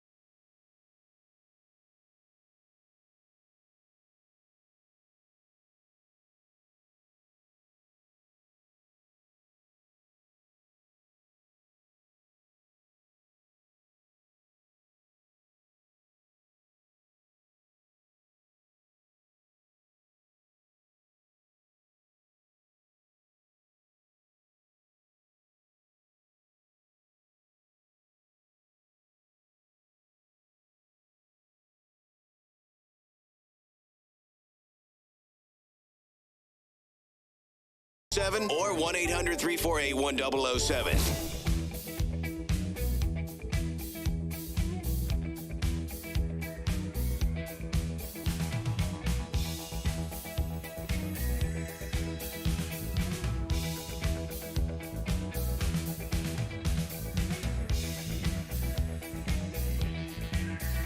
$35192. Want to text me for anything? Guardians play again tonight. As we get towards the end of the month and the end of the regular season, September the 29th. That is a Sunday night here at home against the Houston Astros. An afternooner, and we'll close out the regular season. But until then, plenty of baseball will be played. Guardians in Kansas City to play the Royals again. Beat them last night, 4-2. 7:40 today, so 7:10 is when Guardians Live begins. If you want to get all of the coverage, they will head out to play the Dodgers. They'll go to Chicago to play the White Sox. They'll come home, have a little bit of fun. Last road series will be in Arizona against the Cardinals towards the end of the month. But Guardians baseball tonight on MMS and on the iHeartRadio app. If you listen to us on the app from out of state, tell me where. I like to know where people are hitting us up. Andy is a bureau chief in Atlanta. Lindsay listens in Charleston, South Carolina. She is a Chicago native, she told me, but currently lives down there. Nate is in Battle Creek, Michigan. I know it well. Chad listens in Thibodaux, Louisiana. And Matt lives in Cumberland, Maryland, which I was reading is one of those towns that will pay you to live there. Cumberland, Maryland. It's 2 hours from Baltimore. See, if they're smart, they would pay you to live in Baltimore. Cumberland seems nice. You know, you're close enough to the city. You can get in and out. They should be paying people to live in Baltimore. Cumberland will pay 10 people $10,000 in cash with incentives to get you up to $20,000. They'll give you another 10 for like down payments or renovations on your house or whatever. But this is part of their new, some kind of Chamber of Commerce push. The town is very nice, according to the people who live there. It's right on the Potomac River. It's a couple hours from Baltimore. And we have Matt, who lives there, who's probably kicking himself now because if he had just waited, he could have moved there now. I don't know what took him there in the first place, but might be something to consider, Mary. I'm listening. If, if times get hard. I don't think I'm gonna go to. You're not gonna move 2 hours from Baltimore? I don't think so. No, I'd probably just come home before I do that. Oh. We get paid to live there. People in Cumberland, Maryland aren't gonna like to hear that. I have no connection there. Oh. They don't need me there. They say it's quick to point out it's not a social services program. They're trying to bring in people who are employed. The town is about 19,000 people, but it used to be much bigger than that. This is another town that's been hollowed out by various industries leaving. They had glass factories there for a while. They were making lots of little animals. They had a tire plant. Don't we have one of those down in Akron? Yeah. The Goodyear company. I think they still make tires down Little there. up-and-coming company that's trying to get a foothold in the industry. And so there's a lot of these kinds of towns that are really trying to capitalize on the fact that so many people are doing remote work now. And so, my son is almost done with school, but he already has a job. So when he's done, he can do his job from anywhere. So he has to figure out where he's going to go. His friends mostly live in New York, so he will probably move there. But he could put $20,000 in his pocket. Well, at least 10. Tomorrow. What if he moves to New York and falls in love with Mary? Oh. Do you like him young? Because he's young. I do not. No. Brian's older than you. Brian right? will be 38 in a couple weeks. How do you feel about that? I'm fine with it. Okay. He's started working out. Mm-hmm. He's What do you mean he started working out? He's like doing push-ups and sit-ups and stuff. He wasn't doing that before? No, he was just play the drums. He's a naturally reedy guy. Is that what it is? Yes, he's always. Is he starting to get a pooch? What worried him? He thinks that he is. I don't. Well, think he that would know. is. Right, so he's just a little self-conscious, but he's been doing his daily routine. He's doing push-ups and sit-ups and playing the drums and doing. He just started doing lunges as well. He should lift. He's doing great. Yep. He doesn't really have time for all that. You got to make time. He goes to work from 5:30 a.m. until 6 o'clock p.m. Yeah. In a physical job. I don't. Yeah, think that's true. Okay, I don't think he could get. To right, the but that's gym. what I'm saying. He's already getting all of his cardio. Right. Why is he doing more cardio? He started his. Well, he likes playing the drums. Yeah, that's cardio. But he's not going to not play the drums. I understand. I'm saying it. Well, of course, if whatever. Good for him. Listen, it's all good, right? Right. You get a push, a pull, a squat. He's good to go. Yeah. Now, has he made it clear to you that he has a goal in mind, or is this just a matter of I'm trying to keep myself toy? Yeah, just look better, feel better type of thing. He doesn't have like a goal weight or anything like that. Okay. But yeah. Well, it is better to look good than to feel good. So no, I am not interested in your 20-year-old son. I have a 30-year-old buff boy. Well, first of all, my son, maybe this will sweeten the pot.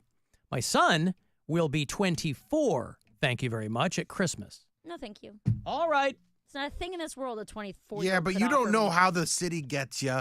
You know, you're out there in New York. It's Christmas time. You see a familiar face. You're like, that looks like. I don't think she's ever met my son. Well, No, but the familiar face is because he looks a little bit like Alan. And you're like, is that Alan? No, that's not Alan. That kid looks like Alan. Yeah, what the hell? And he comes and he's like, hey, I watch you on the live stream sometimes. You're overrated. And you're like, what the hell? Why would you say that? And you guys kind of fight at first. That is true. He will watch on the live stream sometimes. And then before you know it, the fighting turns into fresh love. Yeah, but fresh love. The fighting turns into fresh love, just like on the Hallmark Channel. I don't think No, so. listen, Mary and Brian have what seems to be an unbreakable bond. It's a pretty good bond. They have, I guess nothing's unbreakable, but they have weathered a lot of storms. They're doing a long distance thing, and as best as I can tell, doing it pretty well. Damn straight. And now he's like, look, I got to keep my stuff in check as he approaches 40. Yes. So, I get that. So, to reiterate, no, I don't think your son will move here and fall in love with me. What if he moves there and falls in love with someone else, and then you go, what could have been? No, I don't think so. All right. Good for him. Uh-huh. Now, he'll be in Brooklyn, and you'll be in Queens. Mm-hmm. So you will probably never meet. Right. All right. That's what they say. But then one day. That is what they say. You're on the Brooklyn Bridge. On the Brooklyn Bridge. And you're getting ready to jump, and somebody walks up behind you. It's roller skating. He's rollerblading. They bump into each other. You got your chocolate and my peanut butter. She was carrying a big old bag of baguettes. Groceries with spinach and baguettes in it. Like stereotypical. Mm-hmm. Some green sticking out the top and a nice long piece of bread. Celery He's stalks. He's got a box full of What? Go to bed. You don't even know what you're saying right now. Nunchucks. A box full of nunchucks. Yeah, he just got them from Chinatown. Yeah. He's all excited about them. He's going to give them to some of his friends, and they're all going to start a gang using nunchucks. And everything gets all mixed together, and you're so mad at each other. But then becomes, say it with me, Alan, fresh love. Fresh love. No. Maybe that happens to you. You come here to visit, and then you are the one who actually crashes into him on a bicycle with your baguettes. Maybe. And he feels something stir inside of him that he's never felt before. Yes, something has awakened. Awakened inside him. Something that had lain long dormant, and yet now returns to the surface. Mm-hmm. Alan, my mom had given me a stone pineapple for outside years ago because it supposedly meant welcome. The day I found this out, I dragged that thing to the backyard so goddamn fast. It technically does mean welcome. It just means welcome to a specific portion of the population. Upside down bananas on your shirt means you eat them without the peel, so then everyone just thinks you're weird. Well, I do eat them without the peel. I don't eat the peel. No, he means like naked. I eat my bananas I hold the naked, peel Yeah. as like a natural handle, but I don't. Yeah. Alan, we're in the I don't same eat boat. The peel. I break my bananas in half and squeeze the bottoms Ugh. until the banana pops out. Like a Go-Gurt? Therefore, I don't have Nature's to use it. Go-Gurt. Nature's Go-Gurt. Yeah, that's all right. Speaking of bananas, is anybody watching Chimp Crazy? No. What is Oh. it about? Because It's Tiger King adjacent, where Yeah. it's an irretrievably broken human being who sought solace in the animal community to the detriment of everything else. It's this woman who was running some quote-unquote animal sanctuary, but she runs afoul of PETA. It's on HBO. I think it's only 3 or 4 episodes. Gwen was watching it, and I kind of fell into it. I walked in, and she was watching it, and I got sucked in. It's everything you'd want it to be. It's not as murdery as Tiger King, but I mean, it's just, you look at this woman and she has like children. They're grown, but it's so clear that her own children don't mean anything even remotely close to what these goddamn chimpanzees mean to this woman. It's these people who have these wild animals and put them in cages so that they can, I don't know, fill up some lost part of themselves. There's a part in the second episode where they have to talk about the lady who got her face ripped off. Remember that? Oh, yeah. So that's what I thought this was. I thought this was like a documentary about the chick who had her face ripped off. That's part of it when they're kind of talking about, because all these people are interconnected. There's this network of people who know each other and kind of an underground railroad, if you will. And one of the guys who pops up, one of the guys who pops up as we're watching it, I go, oh my God, I remember this. We talked about this. The dude out in the sticks, like suburban Cincinnati, the guy who he was the city comptroller or something, and he stole a bunch of money so he could buy like jet skis and ice, what's the guy's name? Because the woman is in Florida, but the guy that she hooks up with, not hooks up, but like is connected to, is a guy who stole a bunch of money from the city. He was Cy Vierstra. We talked about this guy some years ago. This is the guy out in Vinton County, Ohio, who embezzled like $240,000 because he wanted to create a wildlife center. And he's in this documentary. But what jumped out at us at the time was he spent the money on like hot tubs and popcorn carts and snow cone machines. This guy just kept taking money from the city that he was supposed to be overseeing. And as we're watching this, I'm like, why is this guy not in prison? I don't understand why he's not. But he was basically using his small town or whatever city he was in charge of. He was using the city credit card to buy a bunch of dumb crap. Did you see the people doing the Chase Bank hack?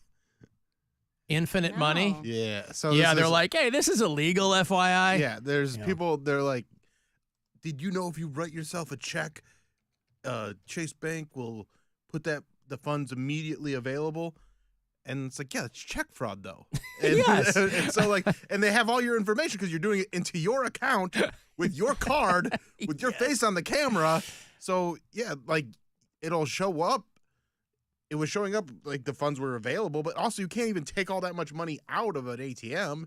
You can't take out, like, people were doing like $20,000. I also hope people realize that all these viral money trends, it's the banking industry trying to catch people engaging in fraud, dummies. Ooh, I found this cool hack. Oh, did you? It's like Buscemi. Hello, fellow kids. Yep. Yeah, it's, but you kind of can't blame people for looking around and going, all of these, like, Congress people and rich people got those COVID loans, know what I mean? loans, yeah, and those were all scams for a lot of people. And So you Well, kind one of the guys I saw talking about it was like, yeah, a lot of people got away with the PPE loan scam, but this one was definitely, you're not getting away with this one. Yeah. They have all your information. Yeah. So they just learned about check writing, essentially. Basically, yeah. Right, yeah. Like, because if you... Gen Z just figured out about it. Because if you write a check and the money isn't in your account, the check bounces. Right. But they wouldn't know that So if what? they've And then never what heard of a happens check. is they are, and then they're overdrafted. Right. But the glitch part of it was that Chase was making the funds immediately available. Whereas usually if you get, deposit something like a large check, they'll put a hold on it for a few days before they put it into your account. Or they'll say, if you want it right now, there's a fee. Yeah, something like that. Or you can wait the requisite number of days and it goes in for free. But yeah, it is still check fraud. It's still check fraud, and Yeah. you're still going to be, accountable for the money that you tried to deposit or whatever. Like, it's not a good idea. It's not free money. Oh, my gosh. Hey, Francis. Hello, Alan. What's going on, How are you? Francis? How are you? Well, I'm great, but while we're on the topic of scammers, I'd like everybody to know I ran into a certain Sly Fox over the weekend. A certain great Sly Fox. What's he talking about? How'd you enjoy the concert in Pittsburgh, Alan? Good. Did you like it? Yes. Why is he being... You are so handsome, man. Ew. I was the guy. Are you the guy that was texting earlier about not being gay, but cranking it to the live stream? I'm confused myself. I saw him from behind at first, recognized the cute haircut, the sassy grayness, the Converse, the jeans, the white shirt. Oh, God. Then my wife says, that's your hall pass. And I said, you got that right. That is my hall pass. Francis, you were sitting behind me at Green Day in Pittsburgh? I was sitting behind you, and I also had the privilege to walk behind you across the Roberto Clemente Bridge, if you know what I mean. If you know what I mean. Francis, were you the guy in the Indians jersey? Yes, with the long gray hair. Okay. Well, no, we're like walking up 4th Street, and it's just me and Gwen and Nora. We're walking over to PNC Park, and there's a bunch of people behind us, but I'm not really paying attention because, narrow streets or whatever, and somebody behind is like, I think that's that guy, Alan Cox. He's like trying to make sure I hear him, but I'm such a high screener, I'm not paying attention. And Gwen goes, I think somebody back there is trying to get your attention. And I turn around, and Francis is in like an old. There were a lot of people at that show in Pittsburgh in like Guardians and Indians jerseys, and Yeah, there sure were, man. Yeah. But hey, guess what? We both met famous people. I met you. You met me. I'm the best-selling author of Drugs and Other Things to Do in Cleveland. So consider yourself home. That's man. beautiful. Oh, look at that. Well, you're not gonna be my hall pass, Francis. But okay. Well, did you have a good time, Francis? Oh, he hung up. All right. Well, lighten up, gone. Francis. Yeah. There you He's go. gone. That was your one chance. He left. You blew it, Alan. Yep. Shows what he knows. Putting me under a microscope. I wasn't wearing a white T-shirt, Francis. Shows what you know. Shows how, see? He got every other part of my outfit right, but he didn't get the shirt color right. Watching me closely, please. Should have been watching what was going on stage, not me. Alan, the old scam was to buy a car on Friday back in the days before instant banking for more than you could afford and then sell it for more money in a different market, paying off the loan and keeping the difference. I guess that sounds like a lot of work to probably get a couple grand. But I guess a couple grand is a couple grand. Thank you, Francis. I didn't know where that was going. I got to take a break. You want to get the last word in? Send me a text, 35192 to do that. Guardians baseball, a little over an hour away. 7:10 is when Guardians Live pregame will begin. And then 7:40 is your first pitch against the Royals in Kansas City tonight on MMS. It's the Alan Cox Show. On our free iHeartRadio app and your favorite smart device.